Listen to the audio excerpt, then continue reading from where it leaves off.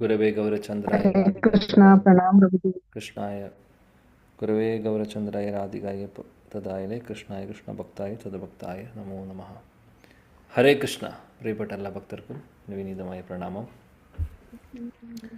നമ്മൾ അങ്ങനെ എത്ര ശ്ലോകങ്ങൾ പഠിച്ചു ഇതുവരെ?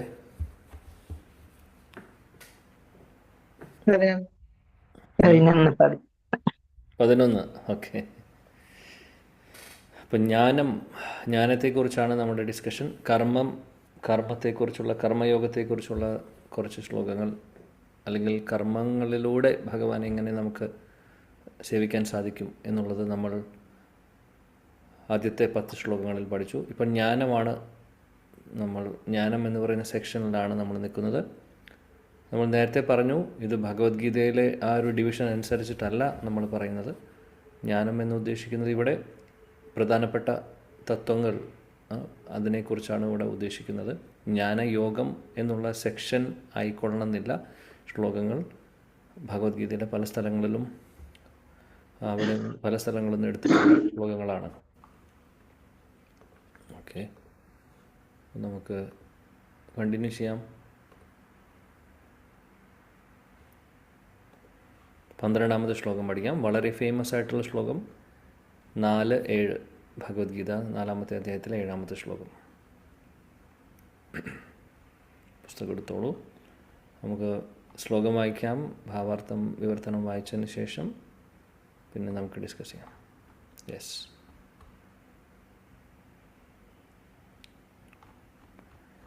ഓക്കെ, വളരെ ഫേമസ് ആയിട്ടുള്ള ശ്ലോകമാണ്. യദാ യദാ ഹി ധർമ്മസ്യ ഗ്ലാനിർഭവതി ഭാരത അഭ്യുത്ഥാനമധർമ്മസ്യ തദാത്മാനം സൃജാമ്യഹം. യദാ യദാ ഹി ധർമ്മസ്യ ഗ്ലാനിർഭവതി ഭാരത അഭ്യുത്ഥാനമധർമ്മസ്യ തദാത്മാനം സൃജാമ്യഹം. യദാ യദാ ഹി ധർമ്മസ്യ ഗ്ലാനിർഭവതി ഭാരത അഭ്യുത്ഥാനമധർമ്മസ്യ തദാത്മാനം സൃജാമ്യഹം. ഓക്കെ, ശ്രീല പ്രഭുപാദൻ്റെ വിവർത്തനം ഭാവാർത്ഥം വായിക്കാം. യഥാ യഥാ ഹരേ കൃഷ്ണ. ശ്ലോകം യഥാ യഥാ ഹി ധർമ്മസ്യ ഗ്ലാനിർഭവതി ഭാരത അഭ്യുത്ഥാനമധർമ്മസ്യ തഥാത്മാനം സൃജാമ്യഹം. വിവർത്തനം ഭാവർത്തനം വായിക്കട്ടെ. എല്ലാം വേറെ ആർക്കെങ്കിലും ശ്ലോകം ശ്ലോകം വായിക്കാനുള്ളവർ വായിച്ചോട്ടെ, അതിനുശേഷം അത് വായിക്കും. യെസ്, വായിച്ചോളൂ ഓരോരുത്തരായിട്ട്. നമോ ഭഗവതേ വാസുദേവായ. യഥാ യഥാ ഹി ധർമ്മസ്യ ഗ്ലാനിർഭവതി ഭാരത അഭ്യുത്ഥാനമധർമ്മസ്യ തദാത്മനാം സൃജാമ്യഹം. ഹരേ കൃഷ്ണ.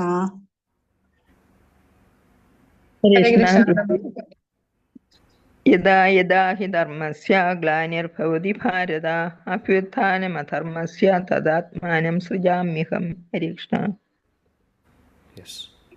ഹരേ കൃഷ്ണ പ്രഭു. നമോ ഭഗവതേ വാസുദേവായ.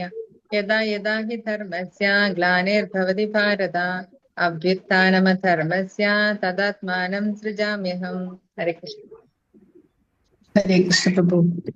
യഥാ യഥാ ഹി ധർമ്മസ്യ ഗ്ലാനിർഭവതി ഭാരത അഭ്യുത്ഥാനമധർമ്മസ്യ തദാത്മാനം സൃജാമ്യഹം. ഹരേ കൃഷ്ണ. ഹരേ കൃഷ്ണ. യഥാ യഥാ ഹി ധർമ്മസ്യ ഗ്ലാനിർഭവതി ഭാരത അഭ്യുത്ഥാനമധർമ്മസ്യ തദാത്മാനം സൃജാമ്യഹം. ഹരേ കൃഷ്ണ. ഹരേ കൃഷ്ണ.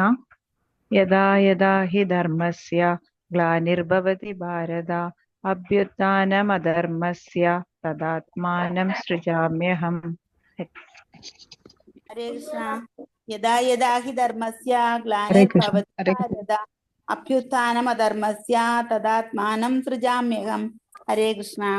Thank you. ഹരേ കൃഷ്ണ.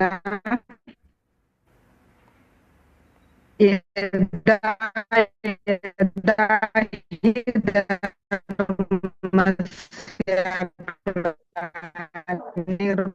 ഗ്ലാനിർഭവതി ഭാരത അഭ്യുത്ഥാനമധർമ്മസ്യ തദാത്മാനം സൃജാമ്യഹം. ഓക്കെ, വേറെ ആരെങ്കിലും ഉണ്ടോ ഇനി വായിക്കാൻ? ശ്ലോകം വായിക്കാൻ. ഹരേ ആ. യഥാ യഥാ ഹി ധർമ്മസ്യ ഗ്ലാനിർഭവതി ഭാരത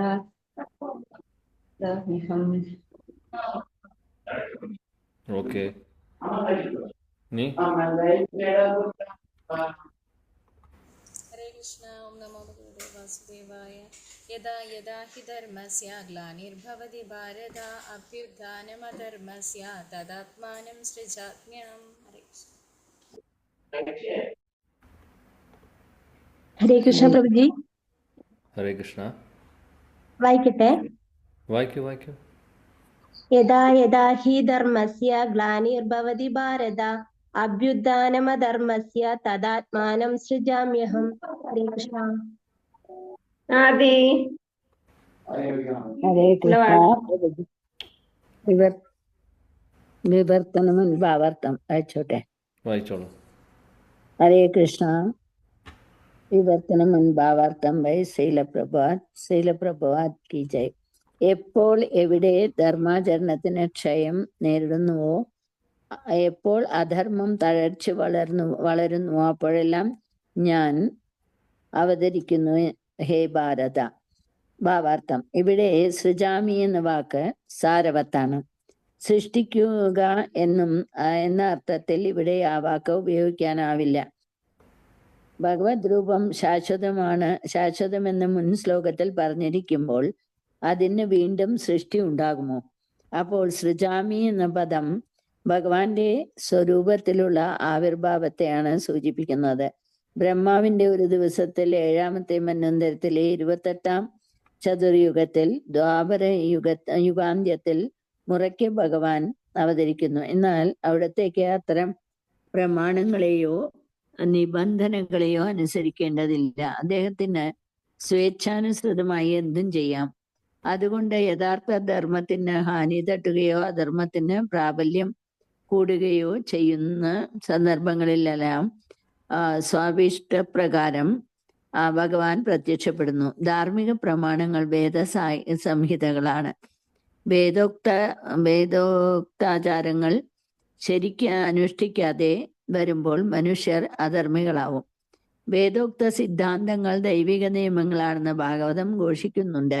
ധർമ്മത്തിന്റെ പ്രമാണങ്ങൾ ഉണ്ടാക്കാൻ ഭഗവാന് കഴിയൂ. വേദങ്ങൾ തന്നെയും ബ്രഹ്മാവിന്റെ ഹൃദയത്തിൽ ഭഗവാൻ ഉപദേശിച്ചവയാണെന്നത് ലോകസമ്മതമത്രേ. അതുകൊണ്ട് ധർമ്മപ്രമാണങ്ങൾ ഭഗവതാജ്ഞകളാണെന്ന് വരുന്നു. ധർമ്മം തു സാക്ഷാത് ഭഗവത് പ്രണീതം. ഈ പ്രമാണങ്ങൾ ഭഗവത്ഗീതയിൽ എങ്ങും വ്യക്തമായി വിവരിക്കപ്പെടുന്നുണ്ട്. അവയെ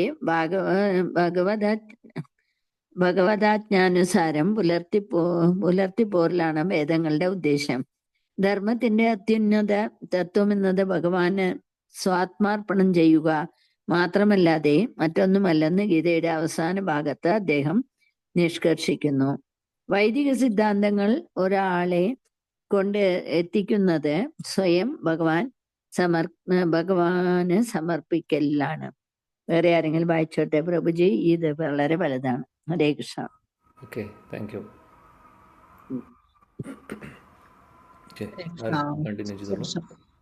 ഹരേ കൃഷ്ണ. വേദങ്ങളുടെ ഉദ്ദേശം ധർമ്മത്തിന്റെ അത്യുന്നത തത്വം എന്നത് ഭഗവാന് സ്വാത്മാർപ്പണം ചെയ്യുക മാത്രമല്ലാതെ മറ്റൊന്നുമല്ലെന്ന് ഗീതയുടെ അവസാന ഭാഗത്ത് അദ്ദേഹം നിഷ്കർഷിക്കുന്നു. വൈദിക സിദ്ധാന്തങ്ങൾ ഒരാളെ കൊണ്ട് എത്തിക്കുന്നത് സ്വയം ഭഗവാന് സമർപ്പിക്കലിലാണ്. ആ പ്രമാണങ്ങൾക്ക് അസുരന്മാർ ഊനം തട്ടിക്കുമ്പോൾ ഭഗവാൻ അവതരിക്കുന്നു. ഭൗതികവാദത്തിന് പ്രചാരം വർദ്ധിക്കുകയും തദനുയായികൾ വേദപ്രമാണ്യത്തെ അതിനൊരു ഉപകരണമാക്കി എടുക്കുകയും ചെയ്തപ്പോൾ ഉണ്ടായ കൃഷ്ണന്റെ അവതാരമാണ് ബുദ്ധൻ എന്ന് ശ്രീമദ് ഭാഗവതം പറയുന്നു. ചില പ്രത്യേക ഉദ്ദേശങ്ങൾക്ക് വേണ്ടി നിബന്ധനകളോടെ മൃഗബലി ചെയ്യാമെന്ന് വേദവിധിയുണ്ട്. എന്നാൽ ആസുര സ്വഭാവമുള്ളവർ വേദാനുസൃതങ്ങളായ നിബന്ധനകൾ അനുസരിക്കാതെയും ഇത് ചെയ്യാൻ തുടങ്ങി. ഈ അസംബന്ധം നിരോധിക്കാനും വൈദികമായ അഹിംസാധർമ്മം നിലനിർത്താനുമായി ശ്രീ ബുദ്ധൻ അവതരിച്ചു. ഭഗവാന്റെ ഏതവതാരത്തിനും ഒരു പ്രത്യേക ഉദ്ദേശം നിറവേറ്റാനുണ്ട്. വൈദിക ഗ്രന്ഥങ്ങളിൽ അവയെല്ലാം വെളിവാക്കപ്പെട്ടിട്ടുണ്ട്. ധർമ്മശാസ്ത്രങ്ങളിൽ പ്രതിപാദിക്കപ്പെടാത്തതൊന്നും അവതാരമായി കരുതാൻ വയ്യ. ഭാരതത്തിന്റെ മണ്ണിൽ മാത്രമേ ഭഗവാൻ അവതരിക്കൂ എന്ന വിശ്വാസം ശരിയല്ല. അദ്ദേഹത്തിന് തോന്നുമ്പോൾ എവിടെയും എപ്പോൾ വേണമെങ്കിലും പ്രത്യക്ഷനാകാം. അന്നന്നത്തെ പ്രത്യേക പരിതസ്ഥിതികളിൽ അതാത് ജനസമൂഹത്തിന് മനസ്സിലാക്കാൻ കഴിയുന്ന വിധത്തിൽ ഓരോ അവതാര കാലത്തും ഭഗവാൻ ധർമ്മോപദേശം ചെയ്യുന്നു. എവിടെയും ലക്ഷ്യം ഒന്നാണ്: ജനങ്ങളെ ഈശ്വരാവബോധത്തിലേക്കും ധാർമ്മിക പ്രമാണങ്ങൾ അനുസരിക്കുന്നതിലേക്കും നയിക്കൽ. ചിലപ്പോൾ അദ്ദേഹം സ്വയം അവതരിക്കുന്നു. പുത്രന്റെയോ ഭൃത്യന്റെയോ രൂപത്തിൽ തന്റെ വിശ്വാസ്യനായ പ്രതിനിധിയെയായിരിക്കും ചിലപ്പോൾ അയക്കുന്നത്. ചിലപ്പോൾ അദ്ദേഹം യഥാർത്ഥ രൂപം മറച്ചു വെച്ചുകൊണ്ടും അവതരിക്കുന്നു. അർജുനനും അതുപോലെ ആത്മോത്കർഷം നേടിയവർക്കുമാണ് ഭഗവത്ഗീതാ തത്വങ്ങൾ ഉപദേശിക്കപ്പെട്ടിട്ടുള്ളത്. കാരണം ലോകത്തിലെങ്ങുമുള്ള സാധാരണ മനുഷ്യരെ അപേക്ഷിച്ച് ഒരു ഉന്നത നിലയിലായിരുന്നു അർജുനൻ. 2 2 4 എന്ന ഗണിത സിദ്ധാന്തം കണക്കിന്റെ ആദ്യത്തെ ക്ലാസ്സിൽ എന്ന പോലെ ഉയർന്ന ക്ലാസ്സുകൾക്കും അനുയോജ്യമത്രേ. എങ്കിലും പ്രഥമ ഗണിതം പോലെ ഉയർന്ന ഗണിതവും ഉണ്ട്. ഭഗവാന്റെ അവതാരങ്ങളെല്ലാം പഠിപ്പിക്കുന്നത് ഒരേ സിദ്ധാന്തങ്ങളാണ്. പരിതസ്ഥിതികൾക്കനുസരിച്ച് അവ സാധാരണങ്ങളും ഉത്കൃഷ്ടങ്ങളുമായി തീരുന്നു. ചാതുർവർണ്ണ്യത്തെയും ചതുരാശ്രമങ്ങളെയും സ്വീകരിക്കുന്നതോടു കൂടിയാണ് ധാർമ്മികമായ ഉന്നത മൂല്യങ്ങൾ ആരംഭിക്കുന്നത്. അതിനെപ്പറ്റി പിന്നീട് വിവരിക്കാം. അവതാരങ്ങളുടെ ഉദ്ദേശം എല്ലായിടത്തും കൃഷ്ണാവബോധം പ്രചരിപ്പിക്കലാണ്. ഈ അവബോധം വ്യത്യസ്തങ്ങളായ ചുറ്റുപാടുകളിൽ മാത്രം ആവിർഭവിക്കുകയും നഷ്ടപ്പെടുകയും ചെയ്യുന്നു. ഹരേ കൃഷ്ണ പ്രഭുജി. താങ്ക് യു മാതാജി. വളരെ ഫേമസ് ആയിട്ടുള്ള ശ്ലോകം. ഈ ശ്ലോകം കേൾക്കാത്തവർ ആരും ഉണ്ടാവില്ല. ശ്രീമദ് ഭഗവത്ഗീത എന്ന് പറയുമ്പോൾ ചിലപ്പോൾ ആദ്യം കേട്ടിട്ടുണ്ടാവുന്ന അല്ലെങ്കിൽ ഓർമ്മ വരുന്ന ശ്ലോകമായിരിക്കാം ഈ ശ്ലോകം. പക്ഷേ ഈ ശ്ലോകം എന്താണ് ഭഗവാൻ ഇവിടെ പറയുന്നത് എന്നുള്ളത്, ഭഗവാന്റെ തിരുമുഖത്തിൽ നിന്ന് വന്നിട്ടുള്ള ശ്ലോകമാണ്. എന്താണ് ഭഗവാൻ ഇവിടെ പറയുന്നത് എന്നുള്ളത് ശരിക്കും നമ്മൾ മനസ്സിലാക്കേണ്ടതുണ്ട്. ശ്രീല പ്രഭുപാദിൻ്റെ മഹാകാരുണ്യം കൊണ്ട് അദ്ദേഹം വളരെ ഭംഗിയായിട്ട്, വളരെ ഡീറ്റെയിൽ ആയിട്ട് നമുക്ക് ഭാവാർത്ഥത്തിൽ പറഞ്ഞു തരുന്നു എന്താണ് ഈ ശ്ലോകത്തിൻ്റെ അർത്ഥം എന്നുള്ളത്. യഥാ യഥാ ഹി ധർമ്മസ്യ. യഥാ യഥാ എന്ന് പറഞ്ഞാൽ എന്താണ്? എപ്പോൾ, അല്ലെങ്കിൽ എവിടെ വെച്ചാണോ, അല്ലെങ്കിൽ എങ്ങനെയാണ്, ഏതെങ്കിലും ഒരു സമയത്ത്, അല്ലെങ്കിൽ എവിടെയെങ്കിലും വെച്ച്, അല്ലെങ്കിൽ ഏതെങ്കിലും ഒരു അവസരത്തിൽ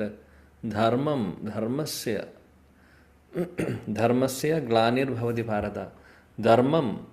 ധർമ്മത്തിന് എന്തെങ്കിലും ഒരു വീഴ്ച, ഗ്ലാനി സംഭവിക്കുകയാണെങ്കിൽ, വീഴ്ചയോ അല്ലെങ്കിൽ എന്തെങ്കിലും അതിൽ വേറെ ധർമ്മം മാറിപ്പോയി, അല്ലെങ്കിൽ അധർമ്മം കൂടുതൽ വരുന്നു, ധർമ്മം ആരും ഫോളോ ചെയ്യാതെ വരുന്ന അവസ്ഥ, ഗ്ലാനി എന്ന് പറഞ്ഞു കഴിഞ്ഞാൽ അതിന് ഒരു തകർച്ച അല്ലെങ്കിൽ വീഴ്ച സംഭവിക്കുമ്പോൾ, ധർമ്മത്തിന് എന്തെങ്കിലും സംഭവിക്കുമ്പോൾ അദ്ദേഹം എന്താണ് പറയുന്നത്? അഭ്യുത്ഥാനം അധർമ്മസ്യ. ആ സമയത്ത് അദ്ദേഹം വരുന്നു. അതായത് ധർമ്മം നശിക്കുമ്പോൾ, അല്ലെങ്കിൽ ധർമ്മത്തിനൊരു ഗ്ലാനി സംഭവിക്കുമ്പോൾ തീർച്ചയായിട്ടും അധർമ്മം കൂടും. അതങ്ങനെയാണ് അല്ലേ? രണ്ടും ഓപ്പോസിറ്റായിട്ടുള്ള കാര്യങ്ങൾ എപ്പോഴും അങ്ങനെയാണ്.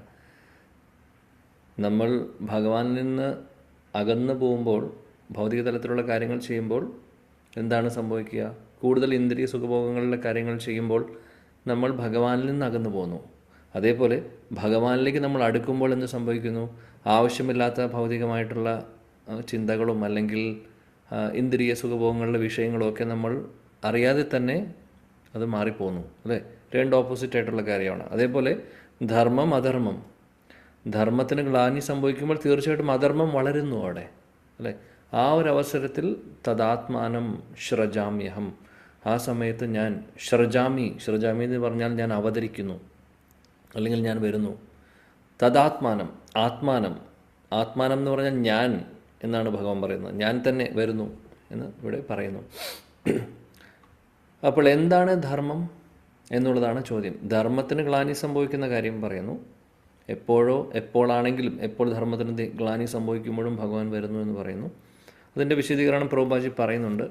എന്നാൽ ആദ്യം നമ്മൾ മനസ്സിലാക്കണം എന്താണ് ധർമ്മം എന്നുള്ളത്.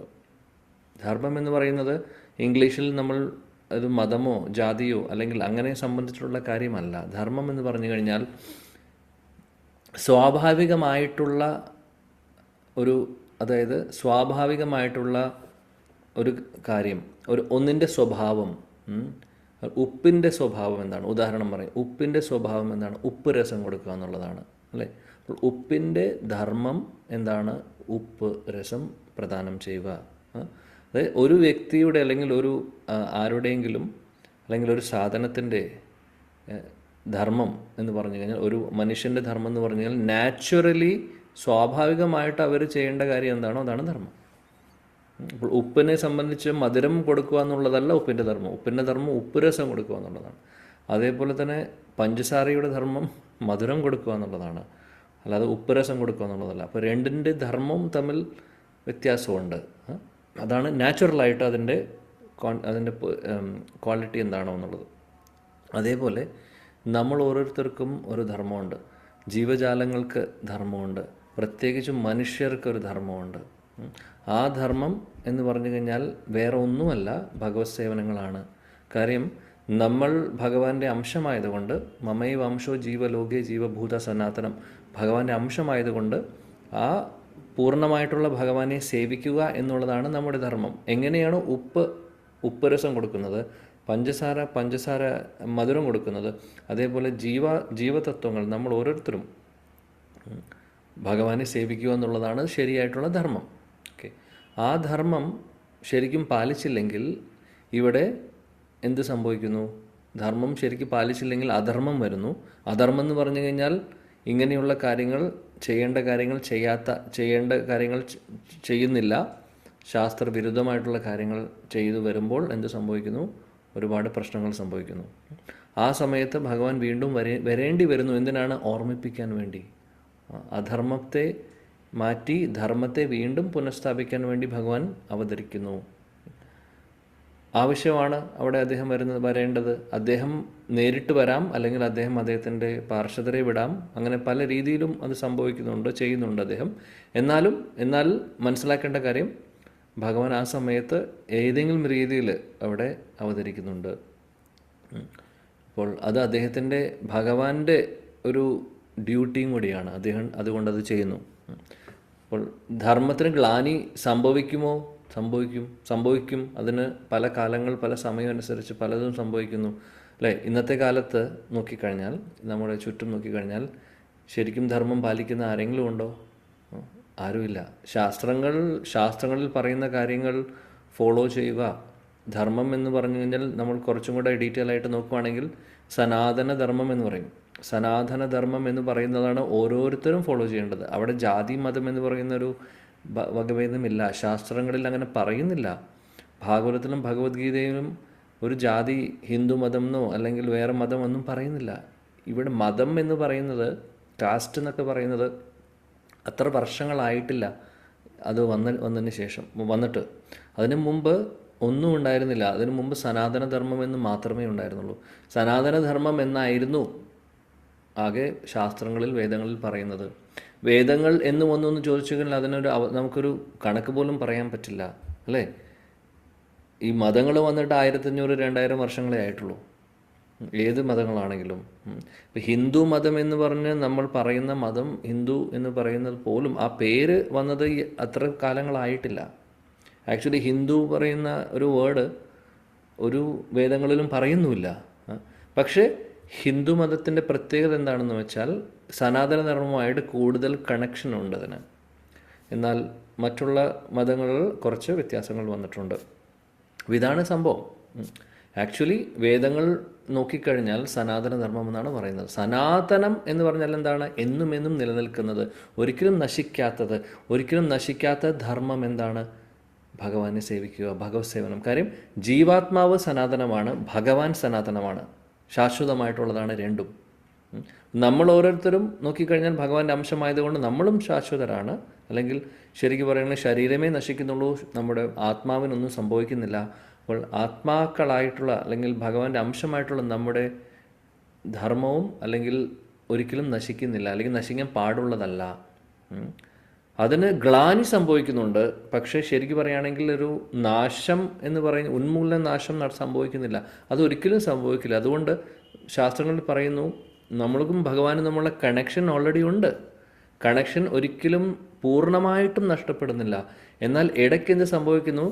അതിൽ എങ്ങനെ നമ്മൾ നോക്കിക്കഴിഞ്ഞാൽ എന്തെങ്കിലും ഒരു പ്ലഗ് എടുത്തു കഴിഞ്ഞാൽ, അല്ലെങ്കിൽ എന്തെങ്കിലും ഇലക്ട്രിസിറ്റി ആയിട്ട് കറണ്ടായിട്ട് കണക്ഷനുള്ള എന്തെങ്കിലും നമ്മൾ ചിലപ്പോൾ എന്തെങ്കിലും ആ പ്ലഗിനകത്ത് വല്ല തുരുമ്പൊക്കെ ഉണ്ടെങ്കിൽ നമ്മൾ ശരിക്കും അത് ഓൺ ചെയ്ത് കഴിഞ്ഞാൽ അത് ശരിക്കും അതിലേക്ക് കറണ്ട് വരില്ല അല്ലേ. തുരുമ്പുള്ളത് കൊണ്ടായിരിക്കും അത് വരാത്തത്. അല്ലെങ്കിൽ അതേപോലെ പലതും നമ്മൾ കാണാം. എന്തെങ്കിലും തടസ്സങ്ങളുണ്ടെങ്കിൽ അത് ശരിക്കും ഇപ്പോൾ ഗ്യാസ് തന്നെ എടുത്തു കഴിഞ്ഞാൽ, അല്ലെ സ്റ്റൗ നമ്മൾ കത്തിക്കുമ്പോൾ അതിനകത്ത് കരട് ഇരിക്കുകയാണെങ്കിൽ അത് കത്തില്ല പ്രോപ്പർലി. നമ്മളത് കരട് ഊതിക്കളയുക അല്ലെങ്കിൽ എങ്ങനെയെങ്കിലും അതിനെ പുറത്തേക്ക് കളഞ്ഞു കഴിഞ്ഞാൽ പിന്നെ അത് കത്തുന്നു. അതേപോലെ അപ്പോൾ അതിൻ്റെ അർത്ഥം താൽക്കാലികമായിട്ട് അത് അടഞ്ഞിരിക്കുന്നു, അല്ലെങ്കിൽ അത് എന്തോ തടസ്സം വന്നിരിക്കുന്നു, അത്രയേ ഉള്ളൂ. പക്ഷെ കണക്ഷൻ എപ്പോഴും ഉണ്ട്. അതേപോലെയാണ് നമ്മളും ഭഗവാനും തമ്മിലുള്ള കണക്ഷൻ ഉണ്ട്, പക്ഷേ താൽക്കാലികമായിട്ട് അത് മറഞ്ഞിരിക്കുന്നു, അല്ലെങ്കിൽ എന്തെങ്കിലും ഒരു കാരണം കൊണ്ട് അത് മൂടിയിരിക്കുന്നു. എങ്ങനെയാണോ സൂര്യൻ ഉദിക്കുന്ന സമയത്തും ചിലപ്പോൾ കാർമേഘങ്ങൾ വന്ന് സൂര്യനെ മൂടുന്നത് കാണാം അല്ലേ. പകൽ സമയത്ത് സൂര്യൻ അസ്തമിക്കുന്നുണ്ടോ? ഇല്ല, സൂര്യനുണ്ട്. കാലത്ത് ഉദിച്ചു കഴിഞ്ഞാൽ വൈകുന്നേരം അസ്തമിക്കുന്നു, അതുവരെ സൂര്യനുണ്ട്. അത് മഴക്കാലമാണെങ്കിലും അല്ലെങ്കിൽ ഏത് വേനൽക്കാലമാണെങ്കിലും സൂര്യനുണ്ട്. സൂര്യൻ അസ്തമിക്കുന്നില്ല. സൂര്യൻ്റെ അസ്തമയത്തിനൊരു സമയമുണ്ട്, ആ സമയത്തേ അത് സംഭവിക്കുന്നുള്ളൂ. പക്ഷേ മഴക്കാറ് വരുമ്പോൾ എന്താണ്, സൂര്യനെ നമ്മൾ കാണുന്നുണ്ടോ? കാണുന്നില്ല. അതിൻ്റെ അർത്ഥം സൂര്യൻ ഇല്ല എന്നാണോ? അല്ല, സൂര്യനുണ്ട്, പക്ഷെ കാർമേഘങ്ങൾ കൊണ്ട് അത് മറഞ്ഞിരിക്കുന്നു, അത്രയേ ഉള്ളൂ. അതേപോലെയാണ് നമ്മളും ഭഗവാനും നമ്മളുടെ കണക്ഷൻ. അത് എപ്പോഴും ഉണ്ട്, പക്ഷേ ഇടയ്ക്ക് അത് അല്ലെങ്കിൽ പലപ്പോഴും അത് മൂടിയിരിക്കുന്നു. ധർമ്മത്തിൻ്റെ കാര്യം അങ്ങനെയാണ്. സനാതനമായിട്ടുള്ള ധർമ്മം എന്ന് പറയുന്നത് ഭഗവാനെ സേവിക്കുക എന്നുള്ളതാണ്. ഓരോ ജീവജാലങ്ങളുടെയും ഒരു ശരിക്കും പറയുകയാണെങ്കിൽ അവരുടെ ധർമ്മം, അല്ലെങ്കിൽ സ്വാഭാവികമായിട്ട് അവർ ചെയ്യേണ്ടതായിട്ടുള്ള കാര്യം അതാണ്. അതിന് പലപ്പോഴും ഗ്ലാനി സംഭവിക്കുന്നു. ഗ്ലാനി സംഭവിക്കുമ്പോൾ അധർമ്മം കൂടുന്നു. അധർമ്മം കൂടുമ്പോൾ ആ കണക്ഷൻ പൂർണ്ണമായിട്ടും വിടുന്നത് പോലെ നമുക്ക് തോന്നുന്നു. ഇവിടെ അധർമ്മം അല്ലെങ്കിൽ ശാസ്ത്രവിരുദ്ധമായിട്ടുള്ള കാര്യങ്ങൾ കൂടുതൽ വരുന്നു. ലോകത്ത് ആളുകൾ ശാസ്ത്രത്തിൽ പറയാത്ത തെറ്റായിട്ടുള്ള, അതായത് പാപങ്ങളായിട്ടുള്ള പാപകർമ്മങ്ങളൊക്കെ ചെയ്യുന്നു. അങ്ങനെ വരുമ്പോഴാണ് ഈ കണക്ഷൻ കൂടുതൽ നഷ്ടപ്പെടുന്നത്. ആ സമയത്ത് ഭഗവാൻ വരേണ്ടി വരും. കാര്യം അല്ലാതെ ആരാണ് പിന്നെ സ്ഥാപിക്കുന്നത്? ഭഗവാനോ ഭഗവാന്റെ പ്രതിനിധികൾക്കോ ചെയ്യാൻ സാധിക്കുകയുള്ളൂ. കാര്യം അത്രമാത്രം മോശസ്ഥിതിയിലേക്ക് പോയി കഴിഞ്ഞാൽ ഭഗവാൻ വരേണ്ടി വരുന്നു, അല്ലെങ്കിൽ അദ്ദേഹം വരുന്നു. അതിന് അദ്ദേഹത്തിൻ്റെ ഒരു ഡ്യൂട്ടിയും കൂടി ആയതുകൊണ്ടും, പിന്നെ അത് മാത്രമല്ല ഈ ധർമ്മം സ്ഥാപിക്കുന്നതിൻ്റെ കൂട്ടത്തിൽ അദ്ദേഹത്തിന് വേറെ ഉദ്ദേശങ്ങളുമുണ്ട്. അദ്ദേഹത്തിന് ഭഗവാന്റെ ശുദ്ധ ഭക്തരെ കാണുവാനും ഭക്തരുടെ കൂടെ കാര്യം ഒരുപാട് ഭക്തർ ഭഗവാനെ കാത്തിരിക്കുന്നുണ്ട് അവതാരങ്ങൾ എടുക്കാൻ വേണ്ടി, അവർക്കും സന്തോഷം കൊടുക്കാൻ, അങ്ങനെ ഒരുപാട് ഉദ്ദേശങ്ങളുണ്ട് അതിൻ്റെ പുറകിൽ. എന്നാൽ ഈ ഒരു ശ്ലോകമായിട്ട് നമ്മൾ നോക്കുമ്പോൾ ധർമ്മത്തിന് ഗ്ലാനി സംഭവിക്കുമ്പോൾ ഭഗവാൻ അവതരിക്കുന്നു എന്ന് പറയുന്നു. ഇവിടെ പ്രഭുപാദി ഭാവാർത്ഥത്തിൽ വിശദീകരിച്ച് പറയുന്നു, ശ്രജാമി എന്ന് പറയുന്ന വാക്ക് വളരെ പ്രധാനപ്പെട്ടതാണെന്നാണ്. ശ്രജാമി എന്ന് പറഞ്ഞു കഴിഞ്ഞാൽ നമ്മൾ സാധാരണ ഒരു മനുഷ്യൻ ജനിക്കുന്നതിനൊരു പ്രോസസ്സുണ്ട് അല്ലേ. സ്ത്രീ പുരുഷ അച്ഛനും അമ്മയും കൂടുമ്പോൾ പിന്നീട് കുട്ടികളുണ്ടാവുന്നു. അതേപോലെ ജനിക്കുന്നു മരിക്കുന്നു, അങ്ങനെ ഒരു പ്രോസസ്സുണ്ട്. ശ്രജാമി എന്ന് പറഞ്ഞു കഴിഞ്ഞാൽ ശരിക്കും പറയുകയാണെങ്കിൽ ഭഗവാനെക്കുറിച്ച് ഭഗവാൻ ആക്ച്വലി പ്രകടമാവുക ചെയ്യുന്നത്. ഭഗവാന് ജന്മം എന്ന് പറയുന്നത് നമുക്ക് ഒരിക്കലും ആ രീതിയിൽ പറയാൻ പറ്റില്ല. അതുകൊണ്ടാണ് ജന്മകർമ്മച്ചമേ ദിവ്യമാണ് എന്ന് പറയുന്നത്. ഭഗവാന്റെ അവതാരം അല്ലെങ്കിൽ ഭഗവാൻ പ്രകടമാവുന്നത് അത് ചിലപ്പോൾ ഒരു മനുഷ്യൻ ജനിക്കുന്നത് പോലെ ആ ഒരു രീതിയിൽ വരുന്നത് കാണാം. പക്ഷേ എന്നാലും ഒരിക്കലും ഭഗവാൻ മനുഷ്യൻ ജനിക്കുന്നത് പോലെയല്ല അദ്ദേഹത്തിൻ്റെ ജന്മവും അദ്ദേഹത്തിൻ്റെ കർമ്മങ്ങളും എല്ലാം. ഇവിടെ ശ്രജാമി എന്ന് പറഞ്ഞു കഴിഞ്ഞാൽ അദ്ദേഹം പ്രകടമാവുന്നു എന്നാണ് ഉദ്ദേശിക്കുന്നത്. അപ്പോൾ പ്രകടമാവുക എന്ന് പറഞ്ഞാൽ എങ്ങനെയാണ് ദേവകി റാണിയുടെ മുമ്പിൽ വസുദേവരുടെ മുമ്പിൽ കൃഷ്ണൻ വരുന്നത്? അവരുടെ ഹൃദയത്തിൽ അതിൽ വളരെ ക്ലിയർ ആയിട്ട് പറയുന്നു, ഭഗവാൻ കൃഷ്ണൻ വസുദേവരുടെ ഹൃദയത്തിലേക്ക് ആദ്യം പ്രവേശിക്കുന്നു, അതിനുശേഷം വസുദേവരുടെ ഹൃദയത്തിൽ നിന്ന് ദേവകി റാണിയുടെ ഹൃദയത്തിലേക്ക് പ്രവേശിക്കുന്നു, അതിനുശേഷം അവിടെ നിന്നാണ് ഈ ദേവകി റാണിയുടെ ഗർഭത്തിലേക്ക് പോയി പിന്നെ അവിടെ നിന്ന് പുറത്തേക്ക് തന്നെ വരുവാണ് ചെയ്യുന്നത്, പ്രത്യക്ഷപ്പെടുകയാണ് ചെയ്യുന്നത്. അവിടെ സാധാരണ ഒരു കുഞ്ഞ് ജനിക്കുന്ന പോലെയല്ല സംഭവിച്ചിട്ടുള്ളത്. അപ്പോൾ അതെങ്ങനെ സംഭവിക്കും? കാര്യം ഭഗവാന്റെ അവതാരങ്ങളോ അല്ലെങ്കിൽ ഭഗവാൻ പ്രകടമാവുന്നത് പല രീതികളിലൂടെ ആയിരിക്കും. അങ്ങനെയാണ് അദ്ദേഹം വരുന്നത്. സാധാരണ ഒരു മനുഷ്യനല്ല അദ്ദേഹം. ആ ഒരു കാര്യം നമ്മൾ ഓർക്കുക. അതുകൊണ്ടാണ് ശ്രജാമി എന്നുള്ള വാക്ക് ഇവിടെ ഉപയോഗിച്ചിട്ടുള്ളത് എന്ന് നമ്മുടെ ആചാര്യന്മാർ പറഞ്ഞു തരുന്നു. ഇനി ഭഗവാൻ കൃഷ്ണൻ അവതരിക്കുന്ന കാര്യത്തെക്കുറിച്ച് ഇവിടെ പറയുന്നു. അദ്ദേഹം അദ്ദേഹം എല്ലായ്പ്പോഴും അവതരിക്കുന്നില്ല. നമ്മൾ പലപ്പോഴും പറഞ്ഞിട്ടുണ്ട് ബ്രഹ്മാവ് എന്ന് പറഞ്ഞാൽ ഭഗവാന്റെ വിശ്വസ്തനായിട്ടുള്ള ഒരു അതായത് ഭഗവാൻ ഇവിടെ സൃഷ്ടി സംബന്ധമായിട്ട് ഈ ബ്രഹ്മാണ്ടത്തിനകത്ത് സൃഷ്ടി സംബന്ധമായിട്ടുള്ള ഭഗവാനെ സഹായിക്കുന്ന ഏറ്റവും പ്രധാനപ്പെട്ട ഒരു സേവകനാണ് ബ്രഹ്മാവ്, അല്ലേ? ഭഗവാൻ വിഷ്ണുവിൽ നിന്ന് ഒരുപാട് ബ്രഹ്മാണ്ടങ്ങൾ വരുന്നു. ഭൗതിക ലോകത്തിൻ്റെ സൃഷ്ടി സംബന്ധിച്ചിട്ടുള്ള കാര്യങ്ങൾ അവിടെ പറയുന്നുണ്ട് ഭാഗവതത്തിൽ. മഹാവിഷ്ണു ശ്വാസം പുറത്തേക്ക് വിടുന്ന സമയത്ത് നമ്മളും ശ്വാസം വലിക്കുന്നു, ശ്വാസം പുറത്തേക്ക് വിടുന്നുണ്ട്. നമ്മൾ ആരെങ്കിലും ശ്വാസം പുറത്തേക്ക് വിടുമ്പോൾ ബ്രഹ്മാണ്ടങ്ങൾ വരുന്നുണ്ടോ? വേറെ എന്തെങ്കിലും ആയിരിക്കും വരുന്നത്, ബ്രഹ്മാണ്ടമല്ല. എന്നാൽ ഭഗവാൻ ശ്വാസം പുറത്തേക്ക് വിടുമ്പോൾ സംഭവിക്കുന്നത് എന്താണ്? അനേക കോടി ബ്രഹ്മാണ്ടങ്ങളാണ് വരുന്നത്. ഒരു ബ്രഹ്മാണ്ടം എന്ന് പറഞ്ഞ് ഉദ്ദേശിക്കുന്നത് ഇംഗ്ലീഷിൽ നമ്മൾ യൂണിവേഴ്സ് എന്ന് പറയും.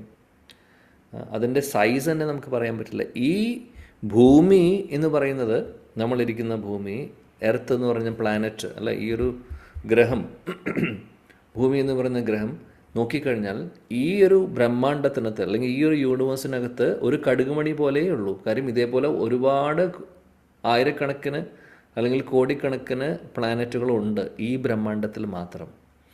അതേപോലെ അനേക കോടി ബ്രഹ്മാണ്ടങ്ങൾ ഉണ്ടെങ്കിൽ എന്തായിരിക്കും അന്ന് അവസ്ഥ? ചിന്തിച്ചു നോക്കൂ. അതാണ് ഇപ്പോൾ നമ്മളിരിക്കുന്നത്. അതേപോലുള്ള ഒരു ബ്രഹ്മാണ്ടം, അനേക കോടി ബ്രഹ്മാണ്ടങ്ങളിലെ ഒരു ബ്രഹ്മാണ്ടത്തിനകത്ത് അതിലെ ആയിരക്കണക്കിന് കോടിക്കണക്കിനുള്ള ഗ്രഹങ്ങളിൽ ഒരു എർത്തിൽ, ഒരു ഭൂമി എന്ന് പറയുന്നൊരു പ്ലാനറ്റിനകത്ത് അല്ലെങ്കിൽ ഭൂമിയിൽ നിന്ന് നോക്കിക്കഴിഞ്ഞാൽ നമുക്കറിയാം എത്രയുണ്ട് സൈസ്, നമുക്ക് ചിന്തിക്കാൻ പോലും പറ്റില്ല, അല്ലേ? അതിലെ കുറച്ച് സ്ഥലങ്ങളെ ആളുകൾ താമസിക്കുന്നു, ബാക്കി വെള്ളമുണ്ട്, അല്ലേ? കുറേ സമുദ്രമുണ്ട്, അങ്ങനെ കുറേ കാര്യങ്ങളുണ്ട്. അവിടെ വെച്ച് നമ്മൾ കേരളം എന്ന് പറയുന്ന ചെറിയൊരു സ്ഥലത്ത്, അവിടെ ഒരു നഗരത്തിൽ നമ്മൾ ഉണ്ടാവും, അല്ലെങ്കിൽ നമ്മൾ ഇരിക്കുന്നു. അപ്പോൾ നമ്മളുടെ ആ ബ്രഹ്മാണ്ടവുമായിട്ട്, ഭൂമിയായിട്ട് തന്നെ കമ്പയർ ചെയ്യുമ്പോൾ നമ്മൾ വളരെ തുച്ഛമാണ്, ഒന്നുമല്ല. അപ്പോൾ ബ്രഹ്മാണ്ടമായിട്ട് കമ്പയർ ചെയ്യുമ്പോൾ പിന്നെ നമുക്ക് അതിനേക്കാൾ തുച്ഛമായി തോന്നുന്നു. ഭഗവാന്റെ പൂർണ്ണമായിട്ടുള്ള സൃഷ്ടി, ഭൗതിക ലോകത്തിൻ്റെ മുഴുവനും സൃഷ്ടിയും അനേക കോടി ബ്രഹ്മാണ്ടങ്ങളെയും കുറിച്ച് നമ്മൾ ആ ഒരു കമ്പാരിസൺ ചെയ്യുമ്പോൾ നമ്മളൊന്നും ശരിക്കും ഈവൺ കടുകുമണി പോലും പോലെ ഇല്ല. ആക്ച്വലി പൂജ്യമാണെന്ന് വേണമെങ്കിൽ പറയാം. അല്ലെങ്കിൽ അതേപോലെയാണ്, ഒന്നും ഒരു സിഗ്നിഫിക്കൻസും വരുന്നില്ല. കാര്യം എന്താണെന്ന് വെച്ചാൽ അത്ര വലിയ സംഭവത്തിൽ ഇത്രയൊരു സംഭവമാണെങ്കിൽ എന്താണ് അത്? നമ്മൾ പറയാനാണെങ്കിൽ ഒന്നുമില്ല, അല്ലേ? അത്രയേ ഉള്ളൂ നമ്മുടെയൊക്കെ അവസ്ഥ. പക്ഷേ അഹങ്കാരത്തിനൊരു കുറവുമില്ല. നമ്മളെല്ലാവരും ഒരുപാട് അഹങ്കാരികളാണ്. പലതിനും ഞാൻ എൻ്റേത് എന്നുള്ളൊരു ഭാവത്തിലിരിക്കുന്നു. ആക്ച്വലി ഒന്നുമല്ല. ഭഗവാന്റെ സൃഷ്ടിയുമായിട്ട് നോക്കുമ്പോൾ നമ്മുടെ സ്ഥാനം ഒന്നുമില്ല, ചെറിയ ആളുകളാണ്. അപ്പോൾ ഇവിടെ ഭഗവാൻ കൃഷ്ണൻ്റെ അവതാരത്തെക്കുറിച്ച് പ്രഭുപാദി പറയുന്നു. അദ്ദേഹം സാധാരണ വരുന്നത് ഒരു ഷെഡ്യൂൾ അനുസരിച്ചിട്ടാണ്. ബ്രഹ്മാവിൻ്റെ ഒരു ദിവസത്തിൽ ഒരു പ്രാവശ്യം അദ്ദേഹം വരുന്നു.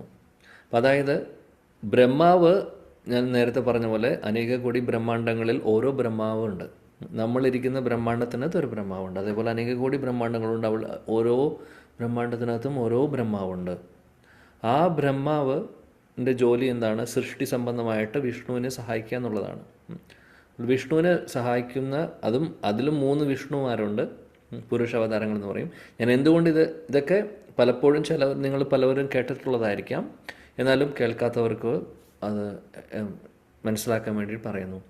വിഷ്ണു എന്ന് പറയുന്നു, ഭഗവാൻ വിഷ്ണു, നമ്മൾ നാട്ടിൽ അമ്പലങ്ങളിലുള്ള വിഷ്ണു, മഹാവിഷ്ണു ക്ഷേത്രങ്ങളൊക്കെ ഉണ്ട്, അല്ലേ?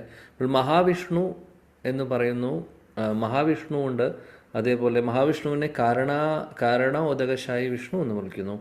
പിന്നെ ഗർഭോദകശായി വിഷ്ണു ഉണ്ട്, ക്ഷീരോദകശായി വിഷ്ണു. ഇങ്ങനെ 3 പുരുഷാവതാരങ്ങളാണ് ഭാഗവതത്തിൽ പറയുന്നുണ്ട് വളരെ ക്ലിയർ ആയിട്ട്.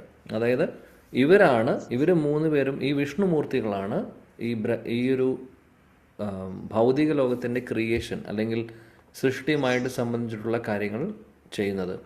അപ്പോൾ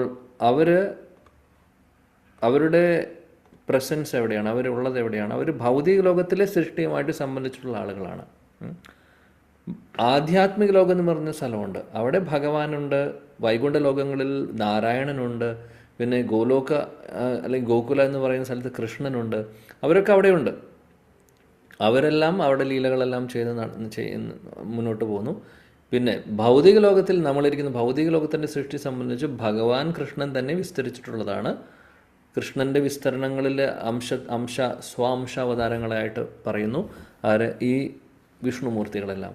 അപ്പോൾ അവർ ഓരോ, അതായത് കാരണോദയസായ വിഷ്ണു അല്ലെങ്കിൽ മഹാവിഷ്ണു, അദ്ദേഹമാണ് ആദ്യത്തെ സൃഷ്ടി സംബന്ധമായിട്ടുള്ള കാര്യങ്ങൾ ചെയ്യുന്നത്. അതായത് ഈ ഒരു ഭൗതിക ലോകം സൃഷ്ടിക്കാൻ വേണ്ടിയിട്ടുള്ള മൂലകങ്ങളെല്ലാം അദ്ദേഹം ഉണ്ടാക്കുന്നു. ഭൂമി, അപ്പോ, അനലോ, വായു, ഖം, മനോ, ബുദ്ധിർ, മനസ്സ്, ബുദ്ധി, മിഥ്യാഹങ്കാരം, ഇങ്ങനെ കുറേ. പിന്നെ നമ്മുടെ ഇന്ദ്രിയങ്ങൾ, ഇന്ദ്രിയ വസ്തുക്കൾ, ഇതെല്ലാം മഹാവിഷ്ണുവാണ് സൃഷ്ടിക്കുന്നത്. അതേപോലെ ബ്രഹ്മാണ്ടങ്ങൾ അദ്ദേഹത്തിൻ്റെ ശരീരത്തിൽ നിന്ന് വരുന്നു. അതാണ് മഹാവിഷ്ണുവിൻ്റെ ജോലി. അതിനുശേഷം ആ മഹാവിഷ്ണു തന്നെ വിസ്തരിക്കുന്നു ഗർഭോദകസായ വിഷ്ണുവായിട്ട്. അദ്ദേഹം എന്ത് ചെയ്യുന്നു? അനേക കോടി ബ്രഹ്മാണ്ടങ്ങളുണ്ട്. അതിൽ ഓരോ ബ്രഹ്മാണ്ടത്തിനകത്തേക്കും അദ്ദേഹം പ്രവേശിക്കുന്നു. അദ്ദേഹത്തിൻ്റെ പേരാണ് ഗർഭോദകസായ വിഷ്ണു. ആ ഗർഭോദകസായ വിഷ്ണുവിൻ്റെ നാഭിയിൽ നിന്നാണ് ബ്രഹ്മാവ് വരുന്നത്. ഇതേപോലെ ഓരോ ബ്രഹ്മാണ്ടത്തിലും ബ്രഹ്മാവ് ഉണ്ടെന്ന് പറഞ്ഞു. നമ്മളിരിക്കുന്ന ബ്രഹ്മാണ്ടത്തിൽ ബ്രഹ്മാവിനെയാണ് നമ്മൾ അറിയുന്നത്, 4 തലയുള്ള ബ്രഹ്മാവ് എന്ന് പറയുന്നത്. നമ്മൾ ഇപ്പോൾ ഇരിക്കുന്ന ബ്രഹ്മാണ്ടത്തിൽ, ഇതിനു മുമ്പ് നമ്മൾ ഏത് ബ്രഹ്മാണ്ടത്തിലായിരുന്നു എന്നറിയില്ല. ഇപ്പോൾ ഇരിക്കുന്ന ബ്രഹ്മാണ്ടത്തിൽ 4 തലയുള്ള ബ്രഹ്മാവാണുള്ളത്. അദ്ദേഹം എവിടെ നിന്ന് വരുന്നു? വിഷ്ണുവിൻ്റെ നാഭിയിൽ നിന്നുള്ള താമരത്തണ്ടിൽ താമരയുടെ മുകളിൽ ഇരിക്കുന്നു എന്നുള്ളത് നമുക്കറിയാം. അനന്തപത്മനാഭസ്വാമി ക്ഷേത്രത്തിൽ നമ്മൾ പോയിട്ടുണ്ടെങ്കിൽ അവിടെ നമ്മൾ കാണുന്ന ശ്രീമൂർത്തി വിഗ്രഹം ശരിക്കും ഗർഭോദകസായ വിഷ്ണുവാണ്. അവിടെ ഗർഭോദകസായ വിഷ്ണുവിൻ്റെ നാഭിയിൽ നിന്ന് ബ്രഹ്മാവ് വരുന്നതായിട്ടുള്ളതാണ്. അങ്ങനെയാണ് അവിടുത്തെ ശ്രീമൂർത്തി വിഗ്രഹം, അല്ലേ? ഇപ്പോൾ മനോഹരമായിട്ടുള്ള അമ്പലം. അപ്പോൾ അവിടെ നമുക്ക് കാണാം ഗർഭോദകസായ വിഷ്ണു. അപ്പോൾ അതേപോലെ ഓരോ ബ്രഹ്മാണ്ടത്തിലും ഉണ്ട്. പക്ഷെ നമുക്കതിൻ്റെ ഡീറ്റെയിൽസ് കൂടുതൽ ഇപ്പോൾ അറിയില്ല. നമ്മളിപ്പോഴത്തെ ഈ ഇരിക്കുന്ന ബ്രഹ്മാണ്ടത്തിലെ കഥയാണ്, അല്ലെങ്കിൽ കഥയല്ല, സത്യമായിട്ടുള്ള കാര്യങ്ങളാണ്. അതാണ് നമ്മൾ പഠിക്കുന്നത്. ഇപ്പോൾ ശാസ്ത്രങ്ങളിൽ നമുക്ക് പറഞ്ഞു തന്നിട്ടുള്ളതും ഈ പറയുന്ന ഭാഗവതത്തിലൊക്കെ പറഞ്ഞു തരുന്നത് ഈ ബ്രഹ്മാണ്ടത്തിൽ നമ്മളിരിക്കുന്നത് കൊണ്ട് ഈ ബ്രഹ്മാണ്ടത്തിലെ റിലേറ്റഡ് ആയിട്ടുള്ള കാര്യങ്ങളാണ്. ഈവൻ ഭഗവാന്റെ ലീലകളൊക്കെ നമ്മൾ വായിക്കുന്നതും കേട്ടിട്ടുള്ളതൊക്കെ ഈ ഒരു ബ്രഹ്മാണ്ടത്തിൽ നടന്നിട്ടുള്ള ലീലകളുമാണ് കൂടുതലും പറയുന്നത് ശാസ്ത്രങ്ങളിൽ. ഇപ്പോൾ നമ്മൾ പഠിക്കുന്ന ശാസ്ത്രം. നമ്മൾ ഇനി വേറെ ബ്രഹ്മാണ്ടത്തിൽ പോയി കഴിഞ്ഞാൽ അവിടെ ചിലപ്പോൾ ഭാഗവതം ഉണ്ടാവും, ഭഗവത്ഗീതയൊക്കെ ഉണ്ടാവും. പക്ഷെ അതിൻ്റെ ഡീറ്റെയിൽസ് കുറച്ച് അങ്ങോട്ടും ഇങ്ങോട്ടും മാറുമായിരിക്കും, നമുക്കറിയില്ല. ഡീറ്റെയിൽസ് എന്ന് പറഞ്ഞാൽ ലീലകളും കാര്യങ്ങളൊക്കെ നിത്യവും ഉണ്ട്. എന്നാൽ അതിൽ ചില വിശദീകരണങ്ങൾക്ക് വ്യത്യാസം ഉണ്ടാവും. ചിലപ്പോൾ ഭഗവാൻ അവതരിക്കുന്ന സമയത്തിന് വ്യത്യാസം ഉണ്ടാവും. അങ്ങനെ കുറേ. ഇവിടെ ഈ ഒരു ബ്രഹ്മാണ്ടത്തിലെ കഥ പറയുകയാണെങ്കിൽ, അല്ലെങ്കിൽ കാര്യം പറയുകയാണെങ്കിൽ, കഥ എന്ന് ഉദ്ദേശിക്കുന്നത് നമ്മൾ ഇടയ്ക്ക് പറയില്ലേ, ഇവിടുത്തെ ഈ ഒരു കാര്യം എന്ന് പറയുന്നതിന് കൂട്ടത്തിൽ പറയുന്നു മാത്രം. അപ്പോൾ ഈ ബ്രഹ്മാണ്ടത്തിലെ കാര്യം എടുക്കുകയാണെങ്കിൽ ഭഗവാൻ കൃഷ്ണൻ്റെ അവതാരത്തെക്കുറിച്ച് പറയുന്നു. അദ്ദേഹം വരുന്നത് ബ്രഹ്മാവിൻ്റെ ഓരോ ദിവസത്തിലും വരുന്നു. ഇനി ബ്രഹ്മാവിൻ്റെ കാലയളവ് പറയുകയാണെങ്കിൽ ഒരുപാടുണ്ട്. അദ്ദേഹത്തിൻ്റെ ഡ്യൂറേഷൻ നമുക്കൊക്കെ മാക്സിമം ജീവിക്കാൻ പറ്റുന്നത് എത്ര കാലങ്ങളാണ്? 100 വർഷം. 100 വർഷം മാക്സിമം പറയുന്നു. 100 വർഷമൊന്നും ഇപ്പോൾ ആരും ജീവിക്കുന്നില്ല. 70 വർഷത്തിനും കൂടുതൽ ആരുമില്ല, അല്ലേ? എന്നാൽ ബ്രഹ്മാവിൻ്റെ ഡ്യൂറേഷൻ, അദ്ദേഹം ജീവിക്കുന്ന സമയം, അദ്ദേഹത്തിൻ്റെ കാലയളവ് എന്ന് പറഞ്ഞാൽ ഒരുപാട് കോടിക്കണക്കിന് വർഷങ്ങളാണ്. നമ്മളുമായിട്ട് കമ്പയർ ചെയ്യാൻ സാധിക്കില്ല. പറയുന്നു 300 ഒരുപാട്. അതായത് അതിനൊരു കാൽക്കുലേഷൻ ഉണ്ട്. അത് നമുക്ക് വേറൊരു അവസരത്തിൽ പറയാം.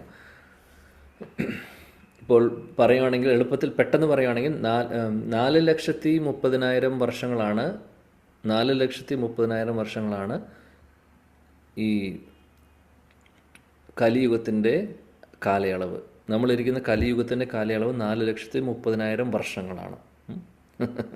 നമ്മൾ അതിൽ 4,30,000 വർഷത്തിൽ നമ്മൾ ആകെ 70 വർഷമേ ഉള്ളൂ നമ്മുടെ കാലയളവ്, അല്ലെങ്കിൽ 70-80 എത്രയാണെന്ന് അറിയില്ല. അത്രയേ ഉള്ളൂ നമ്മുടെ കഥ. ഇപ്പോൾ ഇരിക്കുന്ന ബോഡിയിലത്തെ കാര്യം പറയുന്നത്. ഈ ബോഡി, ശരീരം മാറുന്നുണ്ട്, അത് വേറെ കാര്യം. അപ്പോൾ എനിവേ കലിയുഗത്തിൻ്റെ ഡ്യൂറേഷൻ അത്രയാണ്, 4,30,000.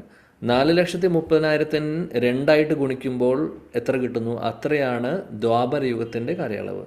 ഇനി കലിയുഗത്തിന് 4,30,000 3 നമ്മൾ ഗുണിക്കുമ്പോൾ എത്ര കിട്ടുന്നു? അത്രയും ഡ്യൂറേഷനാണ് ത്രേതായുഗം. അതേപോലെ കലിയുഗത്തിനെ 4 ഗുണിക്കുമ്പോൾ കിട്ടുന്ന എത്രയാണോ അതാണ് സത്യയുഗത്തിൻ്റെ ഡ്യൂറേഷൻ. ഇനി ഇതെല്ലാം കൂടെ ചേർത്ത് ഈ എല്ലാ യുഗങ്ങളുടെയും കണക്ക് ഇപ്പോൾ മനസ്സിലായി എത്രയുണ്ടെന്നുള്ളത്. അത് 1000 പ്രാവശ്യം വരുമ്പോൾ എന്താണ്? 1000 പ്രാവശ്യം വരുമ്പോൾ എത്രയാണ് കിട്ടുന്നത്? അതാണ് ബ്രഹ്മാവിൻ്റെ 12 മണിക്കൂർ. 24 മണിക്കൂറും പോലും ആയിട്ടില്ല. അതിനെ 2 ഗുണിക്കുമ്പോൾ കിട്ടുന്നതാണ് ബ്രഹ്മാവിൻ്റെ ഒരു ദിവസം. അപ്പോൾ ഏകദേശം 430 കോടി അതിനപ്പുറത്ത് വർഷങ്ങളാണ് വരുന്നത്. 430 കോടി 12 മണിക്കൂർ, 860 കോടിക്ക് മേലെയാണ് ബ്രഹ്മാവിൻ്റെ ഒരു ദിവസത്തിൻ്റെ കാലയളവ്. ഒരു ദിവസം അങ്ങനെ അതേപോലെ ഒരു ദിവസമാണ് അദ്ദേഹത്തിൻ്റെ. അതേപോലെ നമ്മളെ പോലെ 360 ദിവസങ്ങൾ വർഷത്തിലുണ്ട്. അതേപോലെ 100 വർഷങ്ങൾ ബ്രഹ്മാവ് ജീവിക്കുന്നുണ്ട്. അപ്പോൾ അദ്ദേഹത്തിൻ്റെ കാലയളവ് എന്തായിരിക്കും? ഒരുപാട് വലുതാണ്. അപ്പോൾ കൃഷ്ണൻ്റെ അവതാരം സ്പെഷ്യൽ. ഭഗവാൻ കൃഷ്ണനായിട്ട് തന്നെ അവതരിക്കുന്ന ഒരു സമയം ശാസ്ത്രങ്ങളിൽ പറയുന്നുണ്ട്. അതാണ് ഇവിടെ പറഞ്ഞിട്ടുള്ളത് പ്രഭുപാജി. അതായത് ബ്രഹ്മാവിൻ്റെ ഒരു ദിവസത്തെ കൽപ്പം എന്ന് പറയുന്നു. ആ ഒരു കൽപ്പത്തിൽ 7ാമത്തെ മനു ഉള്ള സമയത്ത് ബ്രഹ്മാവിൻ്റെ ഒരു ദിവസത്തിൽ അല്ലെങ്കിൽ ഒരു കൽപ്പത്തിൽ 14 മനുക്കൾ വരും. മനു എന്ന് പറഞ്ഞു കഴിഞ്ഞാൽ ശരിക്കും പറയുകയാണെങ്കിൽ ഈ ഒരു മാനവ ലോകത്തിൻ്റെ അല്ലെങ്കിൽ ഈ ആളുകളെ ക്രിയേഷനുമായിട്ട് സൃഷ്ടിയുമായിട്ട് സംബന്ധിച്ച് ആളുകളുടെ ആ ഒരു പോപ്പുലേഷൻ കൂട്ടുന്ന ഒരു പ്രജാപതികളെന്ന് പറയും. ഇവരെല്ലാം ബ്രഹ്മാവിൻ്റെ മക്കളാണ് ഈ മനു എന്ന് പറയുന്നത്. അവരുടെ ജോലി, അതായത് ബ്രഹ്മാവ് മനുവിനെ സൃഷ്ടിക്കുന്നു. അതിനുശേഷം പിന്നെ മനുവിൽ നിന്ന് പിന്നെ ഒരുപാട് എക്സ്പാൻഷൻസ് വരും. എക്സ്പാൻഷൻ എന്ന് ഉദ്ദേശിക്കുന്നത് ഒരുപാട് പോപ്പുലേഷൻ വരുന്നു. അങ്ങനെയാണ് ഈ ലോകം മുഴുവനും ആളുകളായി മാറുന്നത്. അങ്ങനെ ഓരോ ആളുകൾക്ക് റോളുണ്ട് അവിടെ. അപ്പോൾ 14 മനു ആണ് ബ്രഹ്മാവിൻ്റെ ഒരു ദിവസത്തിൽ. അപ്പോൾ ഒരു മനുവിൻ്റെ കാലയളവും ഒരുപാട് കൂടുതലുണ്ട്. അപ്പോൾ നമ്മൾ മനസ്സിലാക്കണം, ഓരോ ദേവതമാർ, ഇന്ദ്രൻ, ചന്ദ്രൻ, സൂര്യൻ, ഇവർക്കൊക്കെ സാധാരണ കാലയളവ് അവരുടെയൊക്കെ നമ്മൾ പറഞ്ഞിട്ടുണ്ട് പോസ്റ്റാണെന്നുള്ളത്. ഇന്ദ്രൻ, ചന്ദ്രൻ എന്നൊക്കെ എന്ന് പറയുന്നത് ആ ഒരു പോസ്റ്റിലേക്ക് ക്വാളിഫൈഡ് ആയിട്ടുള്ള ആളുകൾക്ക് ആ പോസ്റ്റ് എടുക്കാം.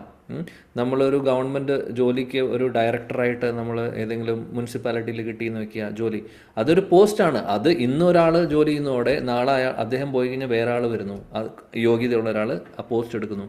അതേപോലെയാണ് ഇന്ദ്രനും ചന്ദ്രൻ്റെയൊക്കെ സ്ഥാനം. അപ്പോൾ ഓരോ ജീവാത്മക്കൾ അതിന് ക്വാളിഫൈഡ് ആകുമ്പോൾ ആ പോസ്റ്റ് എടുക്കുന്നു. അവരുടെ കാലയളവ് കഴിഞ്ഞാൽ അവർ പോയി അടുത്ത ആൾ വരുന്നു. അങ്ങനെയാണ്. അപ്പോൾ പറയുന്നു മനുവിൻ്റെ നമ്പർ 14 മനുക്കളാണ് ബ്രഹ്മാവിൻ്റെ ഒരു ദിവസത്തിൽ വരുന്നത്. അപ്പോൾ ഓരോ മനുവിൻ്റെ ഡ്യൂറേഷൻ എത്രയാണോ അതായത് 14 നമ്മൾ ബ്രഹ്മാവിൻ്റെ ഒരു ദിവസത്തെ നോക്കിക്കഴിഞ്ഞാൽ അതിൽ മനുവിൻ്റെ കാലയളവ് വരുന്നത് ഏകദേശം 71 ചതുർയുഗങ്ങളാണ് വരുന്നത്. അതായത് 1000 ചതുർയുഗങ്ങളാണ് ബ്രഹ്മാവിൻ്റെ 12 മണിക്കൂർ. അപ്പോൾ അതിൽ വെച്ച് 71 ചതുർയുഗങ്ങളാണ് ഒരു മനുവിൻ്റെ കാലയളവ്. അപ്പോൾ ഒരു മനുവിൻ്റെ കാലയളവിലാണ് ശരിക്കും പറയുകയാണെങ്കിൽ ഈ ദേവതമാർക്കുള്ള റോള് വരുന്നത്. മനു മാറുന്നതനുസരിച്ച് എന്ത് സംഭവിക്കും? ആളുകൾ മാറുന്നുണ്ട്. ആ പോസ്റ്റിലേക്ക് അവർ പോയി അടുത്ത ആൾ വരും. അങ്ങനെയാണ്.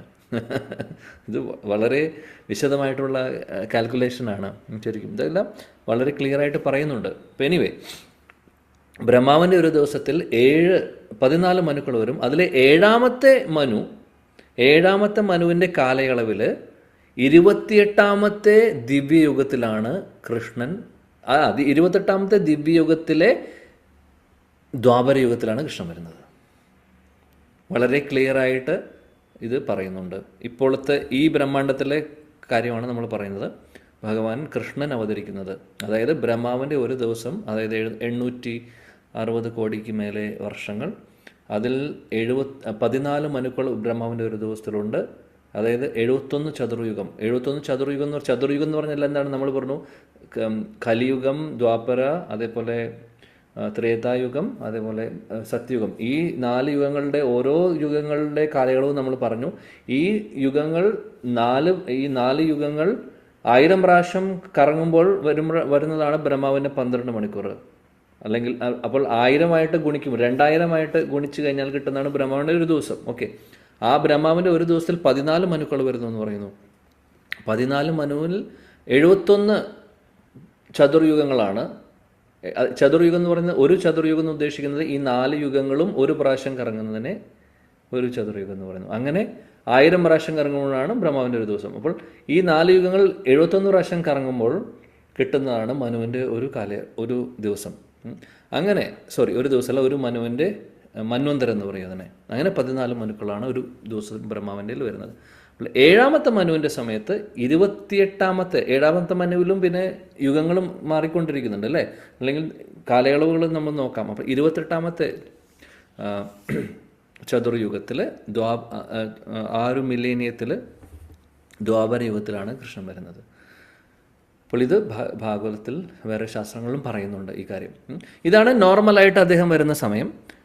എന്നാൽ അദ്ദേഹത്തിൻ്റെ ഇഷ്ടമനുസരിച്ച് അദ്ദേഹത്തിന് എപ്പോൾ വേണമെങ്കിലും വരുകയും ചെയ്യാം, അത് വേറെ കാര്യം. എന്നാൽ ഇതാണ് ഷെഡ്യൂളായിട്ട് അദ്ദേഹത്തിൻ്റെ അവതാരം ഓൾറെഡി സെറ്റ് ചെയ്ത് വെച്ചിട്ടുള്ളത്.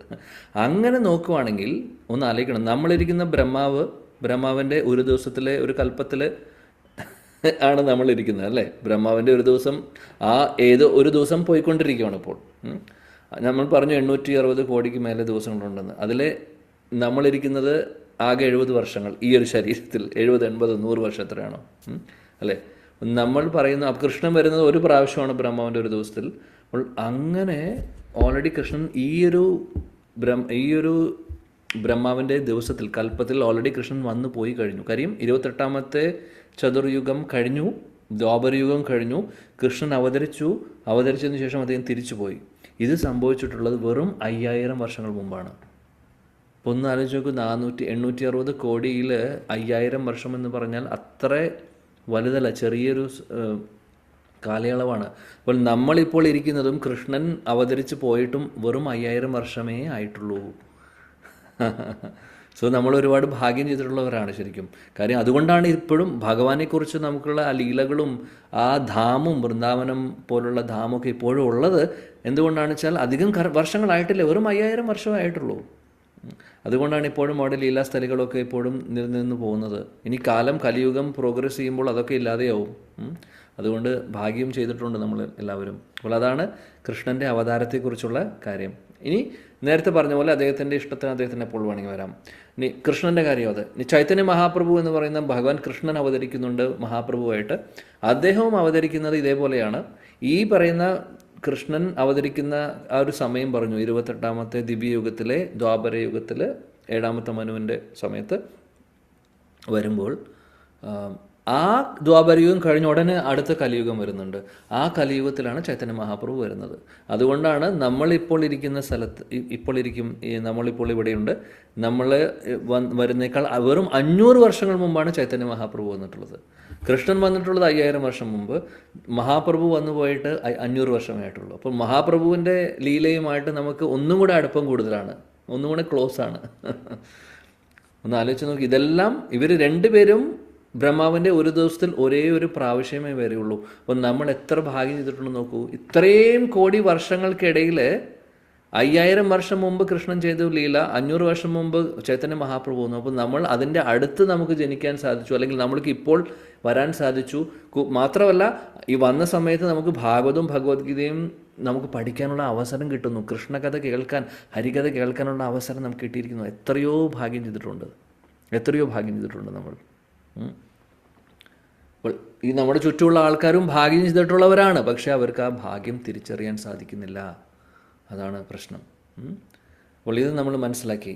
ഓക്കെ, ഇനി മുന്നോട്ട് അദ്ദേഹം പറയുന്നു, പ്രഭുജി പറയുന്നു, ഭഗവാൻ എപ്പോൾ വേണമെങ്കിൽ വരാം. എപ്പോഴാണോ ധർമ്മത്തിന് ഗ്ലാനി സംഭവിക്കുന്നത്, വേദങ്ങളിൽ പറയുന്ന കാര്യങ്ങൾ, ശാസ്ത്രങ്ങളിൽ പറയുന്ന കാര്യങ്ങൾ ഫോളോ ചെയ്യാതെ വരുന്നത്, ധർമ്മം അധപതിച്ചു പോകുന്നത്, അല്ലെങ്കിൽ അതിൽ താഴ്ന്നു പോകുന്നത്, അധർമ്മം കൂടി വരുന്നത്, ആ സമയത്ത് ഭഗവാൻ വരുന്നു എന്നുള്ളത്. പിന്നെ പറയുന്നു, ധർമ്മം തു സാക്ഷാത് ഭഗവത് പ്രണീതാം. ധർമ്മം എന്ന് പറയുന്നത് നമ്മൾ പറഞ്ഞു നേരത്തെ, ആക്ച്വലി സ്വാഭാവികമായിട്ടുള്ള നമ്മുടെ ജോലി എന്താണോ, നമ്മുടെ ഡ്യൂട്ടി എന്താണോ, അതാണ് ധർമ്മം എന്നുള്ളത് നമ്മൾ പറഞ്ഞു. ഭഗവാനെ സേവിക്കുക എന്നുള്ളതാണ് ഓരോ മനുഷ്യരുടെയും ധർമ്മം, ഓരോ ജീവാത്മാവിൻ്റെ ധർമ്മം എന്നുള്ളത് പറഞ്ഞു. എന്നാലും ഒരു കാര്യം കൂടെ ഇവിടെ ശാസ്ത്രങ്ങൾ പറയുന്നു, ധർമ്മം തു സാക്ഷാത് ഭഗവത് പ്രണീതാം. അതുകൊണ്ട് ധർമ്മം എന്ന് പറയുന്നത് ശരിക്ക് പറയുകയാണെങ്കിൽ ഭഗവാനിൽ നിന്ന് നേരിട്ട് വരുന്ന നിർദ്ദേശങ്ങളാണ്, അല്ലെങ്കിൽ നേരിട്ട് വരുന്ന ഒരു ഓർഡറാണ് എന്നുള്ളത്. അത് വേറെ എവിടെ നിന്നും വരുന്നതല്ല. അതുകൊണ്ട് ധർമ്മം പാലിക്കുക, അതായത് നമ്മൾ ജീവാത്മാക്കളായതുകൊണ്ട് ഭഗവാനുമായിട്ട് കണക്ഷൻ ഉള്ളതുകൊണ്ട് നമ്മുടെ ധർമ്മം ഭഗവാനെ സേവിക്കലാണ് എന്നുള്ളതുകൊണ്ട് അത് ശരിക്കും ഭഗവാൻ തന്നെ പറയുന്നതാണ്. ശാസ്ത്രങ്ങളിലൂടെ അദ്ദേഹം തരുന്ന ഓർഡറാണ്, നമ്മൾ ചെയ്യേണ്ടത് ഇതാണ് നമ്മുടെ ഡ്യൂട്ടി, ഇതാണ് നമ്മൾ ചെയ്യേണ്ടത് എന്നുള്ള ഓർഡർ ഓൾറെഡി ഉണ്ട്. അപ്പോൾ അതുകൊണ്ട് ധർമ്മം ഒക്കെ ശരിക്കും പറയുകയാണെങ്കിൽ നമുക്ക് കാണാനും മനസ്സിലാക്കാനും സാധിക്കുന്നത് ശാസ്ത്രങ്ങളിലാണ്. ശാസ്ത്രങ്ങൾ എന്ന് പറയുന്നത് ഭഗവാന്റെ വാക്കുകളാണ്. ഭഗവത്ഗീത അതിലൊന്നാണ്. ഭഗവത്ഗീത ഭഗവാൻ പറയുന്നതാണ്. ഭാഗവതം ഭഗവാനെക്കുറിച്ച് പറയുന്നതാണ്. ഇവിടെ എല്ലാം പറയുന്നുണ്ട് പരമമായിട്ടുള്ള ധർമ്മത്തെക്കുറിച്ച്. മനുഷ്യരുടെ പരോധർമ്മം എന്താണ്? പരമമായിട്ടുള്ള ധർമ്മം ഭഗവാനെ സേവിക്കുക എന്നുള്ളതാണ്. സവേ പുംസ പരോധർമ്മ യഥോ ഭക്തിരതോക്ഷജേ അഹൈതുകി അപ്രതിഹത യയാത്മാ സുപ്രസിദ്ധതി. ഭാഗവതത്തിലെ പ്രഥമ സ്കന്ധത്തിൽ വരുന്ന ശ്ലോകമാണ്. അവിടെ പറയുന്നു ഒരു പുംസ, അതായത് മനുഷ്യരുടെ പരമമായിട്ടുള്ള ധർമ്മം. സവേ പുംസ എന്ന് പറഞ്ഞാൽ മനുഷ്യരുടെ ധർമ്മം എന്നാണ്, പരോധർമ്മം. സവേ പുംസ പരോധർമ്മ എന്താണ്? യഥോ ഭക്തിരതോക്ഷജേ, ഭക്തിയുത സേവനങ്ങളാണ്. അധോക്ഷജൻ എന്ന് പറഞ്ഞാൽ ഭഗവാൻ അധോക്ഷജൻ്റെ അർത്ഥം എന്ന് പറഞ്ഞു കഴിഞ്ഞാൽ, ഭഗവാന്റെ പേരാണ് അധോക്ഷജൻ. അധോക്ഷജൻ എന്ന് പറഞ്ഞു കഴിഞ്ഞാൽ നമ്മുടെ ഇന്ദ്രിയങ്ങൾ, ഇപ്പോൾ നമ്മുടെ ഇന്ദ്രിയങ്ങൾ ഉപയോഗിച്ചുകൊണ്ട് ഭഗവാനെ മനസ്സിലാക്കാൻ സാധിക്കാത്ത, അല്ലെങ്കിൽ ആരെയാണോ നമ്മുടെ ഇന്ദ്രിയങ്ങൾ ഉപയോഗിച്ച്, ഭൗതികമായിട്ടുള്ള ഇന്ദ്രിയങ്ങൾ ഉപയോഗിച്ച് മനസ്സിലാക്കാൻ സാധിക്കാത്തത് ആ വ്യക്തിയാണ് ഭഗവാൻ എന്ന് പറയുന്നു. അത് ശരിയാണ്. നമുക്ക് ഈ ഇന്ദ്രിയങ്ങൾ ഉപയോഗിച്ച് ഇവിടെയുള്ള കാര്യങ്ങളെ മനസ്സിലാക്കാൻ സാധിക്കുന്നില്ല. ഭഗവാനെക്കുറിച്ച് എന്ത് മനസ്സിലാക്കാനാണ്? അദ്ദേഹത്തിൻ്റെ രൂപത്തെ നമുക്ക് കാണാൻ സാധിക്കുന്നില്ല. അമ്പലത്തിൽ മാത്രമേ നമ്മൾ കാണുന്നുള്ളൂ, അല്ലേ? അല്ലാതെ അദ്ദേഹത്തെ എങ്ങനെയിരിക്കുന്നു എന്നുള്ളത് അദ്ദേഹം പ്രത്യക്ഷപ്പെടുമ്പോഴേ അറിയുള്ളൂ. ഓക്കെ, അപ്പോൾ അതാണ് ഇപ്പോൾ മനസ്സിലാക്കേണ്ട കാര്യം. അധോക്ഷജേ, യഥോ ഭക്തിർ അധോക്ഷജേ അഹൈതുകിയ പ്രതിഹത യയ. അഹൈതുകി എന്ന് പറഞ്ഞാൽ അഹൈതുകമായിട്ടുള്ള പ്രേമം, അഹൈതുകമായിട്ടുള്ള സ്നേഹം ഭഗവാനോട്. അഹൈതുകം എന്ന് പറഞ്ഞു കഴിഞ്ഞാൽ നമ്മളൊന്നും പ്രതീക്ഷിക്കാതെ ഭഗവാനിൽ നിന്ന് അപ്രതിഹത, നിരന്തരമായിട്ട് അതിനൊരു തടസ്സമില്ലാതെ ചെയ്യുന്ന ആ ഒരു കാര്യമാണ്, അതിനെയാണ് ഭക്തി എന്ന് പറയുന്നത്. ആ ഒരു കാര്യമാണ് ഭക്തി, അല്ലെങ്കിൽ ഭഗവാനോടുള്ള ആ ഒരു സ്നേഹം എന്ന് പറയുന്നത്. ഭക്തി എന്ന് പറയുന്നത് ഒരു സ്നേഹബന്ധമാണ്. ഇത് നമ്മൾ മനസ്സിലാക്കണം. ഇത് വെറും ഒരു വേറെ കാര്യമല്ല, സ്നേഹബന്ധമാണ്. നമ്മളും ഭഗവാനും തമ്മിലുള്ളൊരു കണക്ഷൻ എന്ന് പറഞ്ഞാൽ സ്നേഹബന്ധത്തിൻ്റെ കഥയാണ്, അല്ലാതെ വേറെ ഒന്നുമല്ല. ഇത് ആളുകൾ മനസ്സിലാക്കുന്നില്ല. അദ്ദേഹം അവിടെ ഇരുന്ന് ഓർഡർ സപ്ലൈ ചെയ്യുക, ആമസോണോ അല്ലെങ്കിൽ നാട്ടിലുള്ള ഫ്ലിപ്കാർട്ടോ പോലെയുള്ള ഒരു കമ്പനി പോലുള്ള സാധനമല്ല. നമ്മൾ സാധനം ഓർഡർ ചെയ്യുന്നു, അദ്ദേഹം അതിന് അയച്ചു തരുന്നു, അഡ്രസ്സിലേക്ക് അയച്ചു തരുന്നു. അതേപോലെ പോയി ചോദിക്കുന്നു, ഭഗവാനെ അത് തരൂ, ഇത് തരൂ, ഓക്കെ അയച്ചു തരുന്നു. ഇങ്ങനെ ഓർഡർ സപ്ലൈ ചെയ്യാൻ വേണ്ടി ആമസോൺ ആയിട്ടിരിക്കുകയല്ല അദ്ദേഹം അവിടെ. ആക്ച്വലി അദ്ദേഹം ഒരു വ്യക്തിയാണ്. ഒരു വ്യക്തിയോട് നമ്മൾ ഓർഡർ മാത്രം നമ്മൾ ചോദിക്കുന്നു, അത് തരാൻ വേണ്ടി നിൽക്കുന്ന ഒരു മെഷീൻ പോലെയുള്ള വ്യക്തി, ഒരാളല്ല അദ്ദേഹം നമ്മളെപ്പോലെ ഫീലിങ്സ് ഒക്കെ ഉള്ള ഒരാളാണ്. അദ്ദേഹം ആഗ്രഹിക്കുന്നു എൻ്റെ അംശമായിട്ടുള്ള ഈ ജീവാത്മാക്കളെല്ലാവരും എൻ്റെ കൂടെ തന്നെ ഉണ്ടാവണമെന്ന് അദ്ദേഹം ആഗ്രഹിക്കുന്നു. അതാണ് അദ്ദേഹം ആഗ്രഹിക്കുന്നത്. അദ്ദേഹം അത് മാത്രമേ ആഗ്രഹിക്കുന്നുള്ളൂ, വേറൊന്നും ആഗ്രഹിക്കുന്നില്ല. ഇപ്പോൾ ഭഗവാൻ നമ്മളെ കാത്തിരിക്കുന്നു, എപ്പോഴും ഭക്തിയുത സേവനങ്ങൾ ചെയ്യാൻ വേണ്ടി അദ്ദേഹം കാത്തിരിക്കുന്നു. അപ്പോൾ അതാണ് പരമമായിട്ടുള്ള ധർമ്മം എന്ന് ഭാഗവതത്തിൽ വളരെ വിശദമായിട്ട് പറയുന്നുണ്ട്. അതാണ് ശരിക്കും നമ്മുടെ ധർമ്മം. അപ്പോൾ ആ ധർമ്മത്തിന് ഗ്ലാനി സംഭവിക്കുമ്പോൾ ഭഗവാൻ അവതരിക്കുന്നു. കാര്യം എന്താണെന്ന് വെച്ചാൽ ഈ ധർമ്മം, ഈ ഒരു കണക്ഷനെ മറക്കുന്നു. നമ്മുടെ ഓരോരുത്തരുടെയും ധർമ്മം ഭഗവാനെ സേവിക്കുക എന്നുള്ള ആ ഒരു പ്രിൻസിപ്പിളെ മറന്നു പോകുമ്പോഴാണ് ഇവിടെ അധർമ്മം വരുന്നതും അതേപോലെ തന്നെ മോശമായിട്ടുള്ള കാര്യങ്ങൾ നടക്കുന്നതും, അല്ലേ? ആ സമയത്താണ് ഈ അസുരന്മാരുടെ പ്രഭാവം കൂടുന്നത്. കാരണം അസുരന്മാരെന്ന് പറഞ്ഞു കഴിഞ്ഞാൽ ഭഗവാനെ അംഗീകരിക്കാത്തവരാണ്. സുരന്മാരെന്ന് പറഞ്ഞാൽ ഭഗവാനെ അംഗീകരിക്കുന്നവരാണ്. അതുകൊണ്ടാണ് ദേവതമാരും അസുരന്മാരും തമ്മിലുള്ള വ്യത്യാസം. ദേവതമാർ സുരന്മാരാണ്, കാര്യം അവർ ഭഗവാനെ അംഗീകരിക്കുന്നു, ഭഗവാനെ ആരാധിക്കുന്നു. അസുരന്മാർ ഭഗവാനെതിരാണ്, ഭഗവാനോട് അസൂയയാണ് അവർക്ക്. അപ്പോൾ അസൂയാലുക്കളായിട്ടുള്ള ആസുരികമായിട്ടുള്ള ആളുകൾ, അസുരന്മാരുടെ പ്രഭാവം കൂടുന്നു ധർമ്മത്തിന് ഗ്ലാനി സംഭവിക്കുമ്പോൾ, അല്ലെങ്കിൽ ഈ അസുരന്മാർ കാരണം ധർമ്മത്തിന് ഗ്ലാനി സംഭവിക്കുന്നു. ആ സമയത്ത് ഭഗവാൻ അവതാരങ്ങൾ എടുക്കുന്നു. പല അവതാരങ്ങൾ, ഒരുപാട് അവതാരങ്ങളുണ്ട് കൃഷ്ണൻ്റെ, അല്ലേ? കൃഷ്ണൻ നേരിട്ട് വരുന്നത് നമുക്കറിയാം. പിന്നെ നമ്മൾ കേട്ടിട്ടുണ്ട് വാമന അവതാരമുണ്ട്, വരാഹ അവതാരമുണ്ട്, പിന്നെ മത്സ്യ അവതാരമുണ്ട്, കൂർമ്മ അവതാരം, ഇതൊക്കെ നമ്മൾ കേട്ടിട്ടുണ്ട്. അങ്ങനെ പല പല സമയങ്ങളിലും അദ്ദേഹം അവതരിച്ചിട്ടുണ്ട്. അപ്പോൾ ഓരോ അവതാരത്തിനും ഓരോ ലക്ഷ്യങ്ങളുണ്ട്. ആ സമയത്ത് വേണ്ടതായിട്ടുള്ള പല കാര്യങ്ങളും നടത്താൻ വേണ്ടിയിട്ട് ഓരോ മിഷനുണ്ട്. ആ സമയത്ത് അദ്ദേഹം വരുന്നു, ആ പ്രത്യേകിച്ച് എന്തെങ്കിലും ഒരു മിഷൻ ഉണ്ടാവും, അതനുസരിച്ച് അത് ചെയ്യുന്നു, അതിനുശേഷം തിരിച്ചു പോകുന്നു. നരസിംഹ അവതാരം വരുന്നത് എങ്ങനെയാണ്? പ്രഹ്ലാദും ഹിരണ്യകശിപുവും തമ്മിലുള്ള ആ ഒരു മനോഹരമായിട്ടുള്ള സെക്ഷൻ ഭാഗവത്തിലെ 7ാമത്തെ സ്കന്ധത്തിൽ വരുന്നു. അപ്പോൾ ഹിരണ്യകശിപുവിനെ കൊല്ലുക എന്നുള്ളത് ഒരു സെക്കൻഡായിട്ടുള്ള ഒരു കാര്യം. പക്ഷേ പ്രഹ്ലാദന് ദർശനം കൊടുക്കുക, പ്രഹ്ലാദനെ പ്രൊട്ടക്റ്റ് ചെയ്യുക എന്നുള്ളതായിരുന്നു. പ്രഹ്ലാദ് പറഞ്ഞ വാക്ക് നമ്മൾ അദ്ദേഹത്തിന് പ്രഹ്ലാദ് പറഞ്ഞു ഭഗവാൻ എല്ലായിടത്തും ഉണ്ട്, അപ്പോൾ അത് തെളിയിക്കാൻ വേണ്ടിയിട്ടൊക്കെയാണ് ഭഗവാൻ അവതരിക്കുന്നത്. കൂട്ടത്തിൽ ഹിരണ്യകശിപുവിനെ കൊല്ലുന്നു. അങ്ങനെ ഒരു സംഭവം നടക്കുന്നുണ്ട്. ആ ഒരു അവതാരം കഴിഞ്ഞ് നരസിംഹദേവൻ തിരിച്ചുപോയി അദ്ദേഹത്തിൻ്റെ വൈകുണ്ഠത്തിലേക്ക്. അപ്പോൾ ആ അവതാരത്തിന് ഒരു ലക്ഷ്യമുണ്ടായിരുന്നു. അതേപോലെ വരാഹാവതാരം വരുന്നതിനൊരു ലക്ഷ്യമുണ്ട്. നമ്മളെന്തായാലും വരാഹാവതാരത്തെക്കുറിച്ച് അടുത്ത ക്ലാസ്സിൽ ചർച്ച ചെയ്യും. കാര്യം ഈ ഒരു ശ്ലോകവുമായിട്ട് ബന്ധപ്പെട്ട ലീലയായിട്ട് നമ്മൾ ചർച്ച ചെയ്യാൻ ഉദ്ദേശിക്കുന്ന അവതാരം വരാഹാവതാരമാണ്. അപ്പോൾ അവിടെയും ഒരു ഉദ്ദേശം ഉണ്ടായിരുന്നു. അതേപോലെ വാമനദേവൻ വരുമ്പോഴും ഒരു ഉദ്ദേശമുണ്ട്. അപ്പോൾ ഓരോ മിഷനും ഉണ്ടാവും. അദ്ദേഹം വരുന്നു, പോകുന്നു. അപ്പോൾ അത് നമ്മൾ മനസ്സിലാക്കി. ഇനി ബുദ്ധൻ എന്ന് പറയുന്ന ഭഗവാൻ, നമുക്കറിയാം ബുദ്ധദേവൻ ആക്ച്വലി ഭഗവാന്റെ അവതാരമാണ്. അദ്ദേഹവും വന്നത് എന്താണ്? ആ സമയത്ത് അദ്ദേഹത്തിന് അവതരിക്കേണ്ടി വന്നു.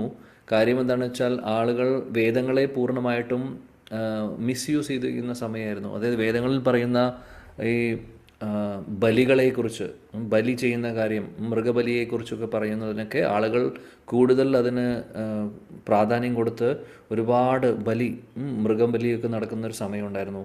ആ സമയത്ത് ബുദ്ധൻ അവതരിക്കേണ്ടി വന്നു. കാര്യം ഇത് നിർത്തിക്കണം എങ്ങനെയെങ്കിലും. കാര്യം ചെയ്യുന്നത് അവർ തെറ്റായിട്ടുള്ള കാര്യമാണ്. വേദങ്ങളിൽ പറയുന്നത് മൃഗബലി അല്ല അതിൻ്റെ ഫോക്കസ്. വേദങ്ങളിലുള്ള ഫോക്കസ് എന്താണ്? ഭഗവാനിലേക്ക് ആളുകളെ എത്തിക്കുക എന്നുള്ളതാണ്. അത് മറക്കുന്നു ആളുകൾ. അപ്പോൾ ആ മറന്ന കാര്യത്തെ തൽക്കാലം അതിനെ എങ്ങനെയും നിർത്തിക്കണം. അതിനുവേണ്ടി അദ്ദേഹം ശൂന്യവാദം എന്ന് പറയുന്ന ബുദ്ധിസം കൊണ്ടുവരുന്നു. അങ്ങനെ അദ്ദേഹം അവതരിക്കുന്നു. അതിനെ വേദങ്ങൾ തൽക്കാലം ആരും നിങ്ങൾ നോക്കണ്ട എന്നുള്ള രീതിയിലേക്ക് അദ്ദേഹം പറയുന്നു. കാര്യം അവിടെ ഉണ്ടായിരുന്ന ആളുകൾക്ക് വേദങ്ങൾ മനസ്സിലാക്കാനോ പഠിക്കാനോ ശരിക്കും അതിലുള്ള കാര്യം എന്താണെന്ന് മനസ്സിലാക്കാനുള്ള ഒരു യോഗ്യത ഉണ്ടായിരുന്നില്ല അവർക്ക് ആ സമയത്ത്. അതുകൊണ്ട് ബുദ്ധദേവൻ വന്ന് അദ്ദേഹം ശൂന്യവാദം എന്ന് പറയുന്ന ഒരു പ്രിൻസിപ്പിൾ, എനിവേ ശൂന്യവാദം ഒരു ശരിയായിട്ടുള്ളൊരു എന്താ പറയുക, ഭക്തിയുമായിട്ട് ബന്ധമുള്ള കാര്യമല്ലെങ്കിൽ പോലും അത് ഡയറക്റ്റ് കണക്ഷൻ ഇല്ല അതിന്. എന്നാലും അവിടെ ഭഗവാൻ അവതരിച്ച് അങ്ങനെ ചെയ്യേണ്ടതായിട്ടുള്ള ഒരു കാര്യം വന്നു. കാരണം അത്രമാത്രം അതപതിച്ച അവസ്ഥയിലായിരുന്നു. അതേപോലെ ഒരുപാട് ശങ്കരാചാര്യരുടെ അവതാരവും അങ്ങനെയാണ്. ശങ്കരാചാര്യർ ഭഗവാന്റെ ഡയറക്റ്റ് അവതാരമല്ല, എന്നാൽ ശിവന്റെ അവതാരമാണ്. ശിവനെ ഭഗവാൻ പറഞ്ഞ് ശിവന്റെ അവതാരമായിട്ടാണ് അദ്ദേഹം വരുന്നത്. അദ്ദേഹം വന്നിട്ടും ഈ പറയുന്ന നിരാകാരവാദത്തെ അദ്ദേഹം കൂടുതൽ പ്രോത്സാഹിപ്പിച്ചു. അപ്പോൾ അതിനൊക്കെ ഓരോ ലക്ഷ്യം ഉണ്ടായിരുന്നു. കാര്യം ബുദ്ധിസത്തെ നിർത്തി അടുത്ത് വീണ്ടും വേദങ്ങളെ പുനഃസ്ഥാപിക്കാൻ വേണ്ടിയിട്ടാണ് ശ്രീപാദ ശങ്കരാചാര്യർ വരുന്നത്. ബുദ്ധിസം വന്നപ്പോൾ വേദങ്ങൾ വേണ്ട എന്ന് പറഞ്ഞു, മാറ്റിവെക്കാൻ പറഞ്ഞു. കാര്യം അതിൽ ആളുകൾ മിസ്യൂസ് ചെയ്യുന്നതുകൊണ്ട്. എന്നാൽ ശങ്കരാചാര്യരെ ഭഗവാൻ വിട്ടുകൊണ്ട് പറഞ്ഞു വേദങ്ങളെ തിരിച്ച് കൊണ്ടുവരാൻ പറഞ്ഞു, പുനഃസ്ഥാപിക്കാൻ പറഞ്ഞു. എന്നിട്ട് അദ്ദേഹം പക്ഷെ പ്രചരിപ്പിക്കുന്നത് നിരാകാരവാദമാണ്. നിരാകാരവാദം എന്ന് പറഞ്ഞാൽ ഭഗവാന് രൂപമില്ല എന്ന് പറയുന്ന ഒരു ഫിലോസഫി ആയിരുന്നു അദ്ദേഹം പ്രചരിപ്പിച്ചത്. എന്നാൽ അവിടെയും കാര്യം അന്നത്തെ ആളുകൾക്ക് ഭഗവാനെ ഉൾക്കൊള്ളാനുള്ള ഒരു യോഗ്യത അന്ന് വന്നിട്ടുണ്ടായിരുന്നില്ല. അതുകൊണ്ട് ശരിയായിട്ടുള്ള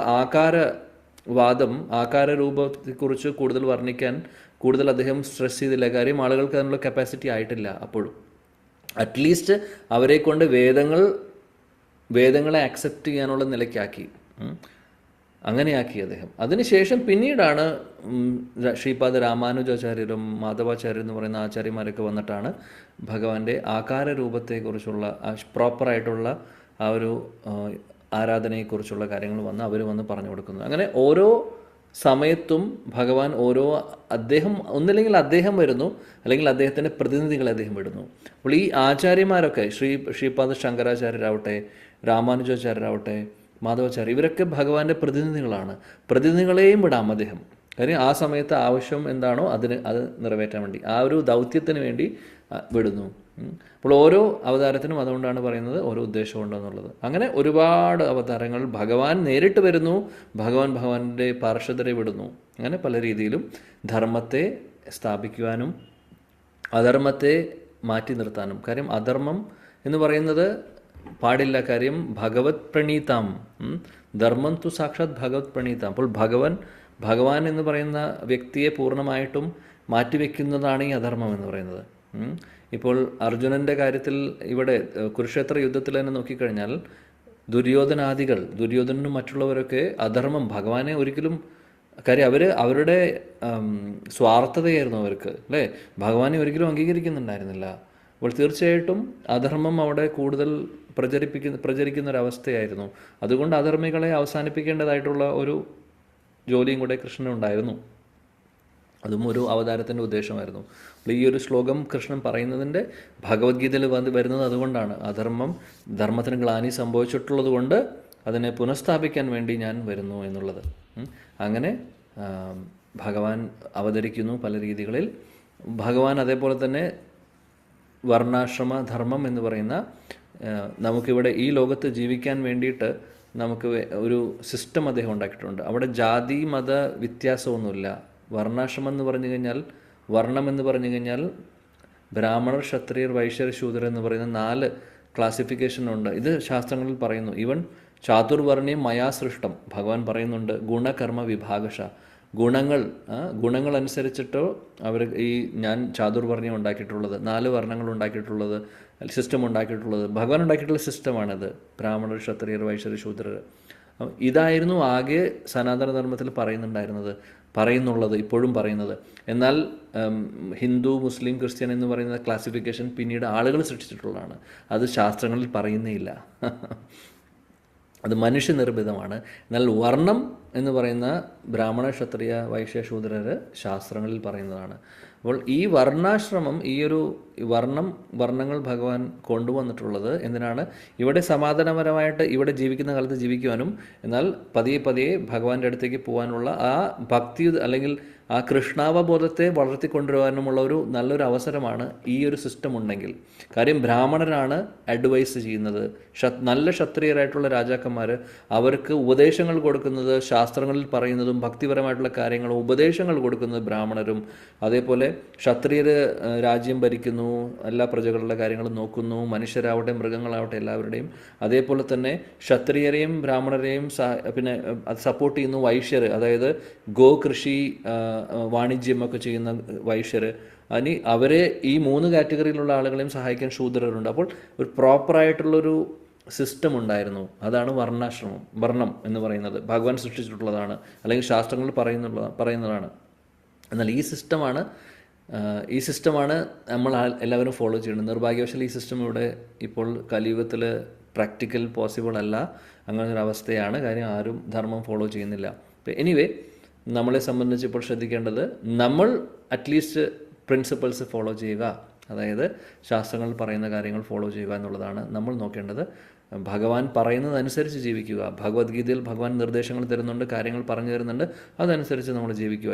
ചെയ്യാൻ പാടില്ലാത്ത കാര്യങ്ങൾ ചെയ്യാതിരിക്കുക. ചെയ്യണമെന്ന് പറയുന്ന കാര്യങ്ങൾ ചെയ്യുക. ഇത്രയും നമ്മൾ ചെയ്താൽ മതി. അതെന്താണ് എന്നുള്ളത് ശാസ്ത്രങ്ങളിൽ പറയുന്നുണ്ട്, ഭഗവത്ഗീത നമുക്ക് പറഞ്ഞു തരുന്നുണ്ട്. അതനുസരിച്ച് നമ്മൾ ജീവിച്ചാൽ മാത്രം മതി. ബാക്കിയെല്ലാം തന്നെ ശരിയാവുന്നതായിരിക്കും. അപ്പോൾ ഭഗവാന്റെ അവതാരങ്ങൾക്ക് ഈ നമ്മുടെ ഉള്ളിൽ അല്ലെങ്കിൽ നമ്മളിൽ ഉറങ്ങിക്കിടക്കുന്ന കൃഷ്ണാവബോധത്തെ, നമ്മൾ പറഞ്ഞു കൃഷ്ണാവബോധം ഓൾറെഡി നമ്മുടെ ഉള്ളിൽ ഉണ്ട്, പക്ഷേ താൽക്കാലികമായിട്ടൊന്ന് മൂടിയിരിക്കുകയാണ്. എന്നാൽ അതിനെ തിരിച്ചു കൊണ്ടുവരാൻ വേണ്ടിയിട്ടാണ് കൂടുതൽ ഭഗവാൻ അവതരിക്കുന്നത്. കാര്യം അദ്ദേഹം വരുമ്പോൾ, അദ്ദേഹം ഒരുപാട് ലീലകളും ഒരുപാട് കാര്യങ്ങൾ ചെയ്യുമ്പോൾ ഓട്ടോമാറ്റിക്കലി നമുക്ക് ഓർമ്മ വരുന്നു, അല്ലെങ്കിൽ നമ്മൾ അദ്ദേഹത്തിലേക്ക് അട്രാക്റ്റഡ് ആവുന്നു, ആകർഷിതനാവുന്നു, അല്ലേ?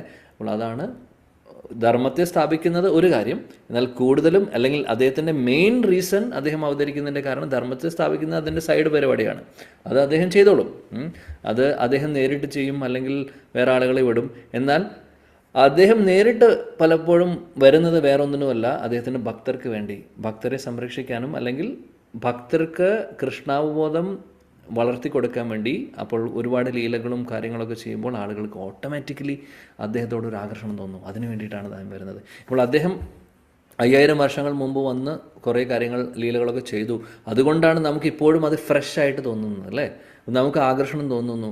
ഭഗവത്ഗീത വായിക്കുന്നു, പഠിക്കുന്നു, ഭാഗവതത്തിലെ കഥകൾ കേൾക്കുമ്പോഴൊക്കെ നമുക്ക് ആ ഒരു അട്രാക്ഷൻ തോന്നുന്നത് എന്തുകൊണ്ടാണെന്ന് വെച്ചാൽ അദ്ദേഹം വന്ന് നേരിട്ട് ചെയ്തിട്ടുള്ള ലീലകളാണ്, കാര്യങ്ങളാണ്. സോ അത് വായിക്കുമ്പോഴാണ് നമുക്ക് ആകർഷണം ഓട്ടോമാറ്റിക്കലി തോന്നും. അപ്പോൾ അതാണ് ഉദ്ദേശം. അപ്പോൾ അദ്ദേഹം അവതാരങ്ങൾ ഇതേപോലെ എടുത്തില്ലായിരുന്നെങ്കിൽ ഇതേപോലെ നമുക്ക് പെട്ടെന്ന് ആ ഒരു ആകർഷണം തോന്നില്ല. അപ്പോൾ ഭഗവാന്റെ ഉദ്ദേശം അതും കൂടിയാണ്. അതാണ് മെയിൻ റീസൺ, ആന്തരിക കാരണം. ബാഹ്യമായിട്ടുള്ള കാരണമാണ് ധർമ്മത്തെ സ്ഥാപിക്കുക എന്നുള്ളത്. എന്നാൽ ഈ ശ്ലോകത്തിൽ ധർമ്മത്തെ സ്ഥാപിക്കുന്നതിനെ കുറിച്ചാണ് പറയുന്നത്. ഓക്കെ, സോ ഇത്രയൊക്കെയാണ് നമുക്കിവിടെ ഡിസ്കസ് ചെയ്യാനുള്ളത്. ബാക്കി ഉള്ള വിശദീകരണങ്ങൾ ഭഗവാൻ അനുഗ്രഹിച്ചാൽ, ഗുരുവായൂരപ്പൻ്റെ അനുഗ്രഹം ഉണ്ടെങ്കിൽ അടുത്ത ക്ലാസ്സിൽ നമുക്ക് നോക്കാം. Thank you. എല്ലാവരോടും നന്ദി പറയുന്നു. ശ്രീമദ് ഭഗവത്ഗീത കി ജയ്, ജഗദ്ഗുരു ശീല പ്രഭുപാദ് കി ജയ്, സമവേത ഗൗര ഭക്തവൃന്ദ കി ജയ്, ഗൗര പ്രേമാനന്ദേ. Thank you. ഹരേ കൃഷ്ണ. പ്രണാമം ഗുരുജി. ഹരേ കൃഷ്ണ. പ്രണാമം പ്രഭുജി. ഹരേ കൃഷ്ണ. ഹരേ കൃഷ്ണ. പ്രണാമം പ്രഭുജി. പ്രണാമം. ഹരേ കൃഷ്ണ. ഹരേ കൃഷ്ണ. പ്രഭുജി. ഹരേ കൃഷ്ണ. രാജീവ് പ്രഭു. ഹരേ കൃഷ്ണ. ഹരേ കൃഷ്ണ പ്രഭുജി. പ്രണാമം. പ്രണാമം. ഹരേ കൃഷ്ണ.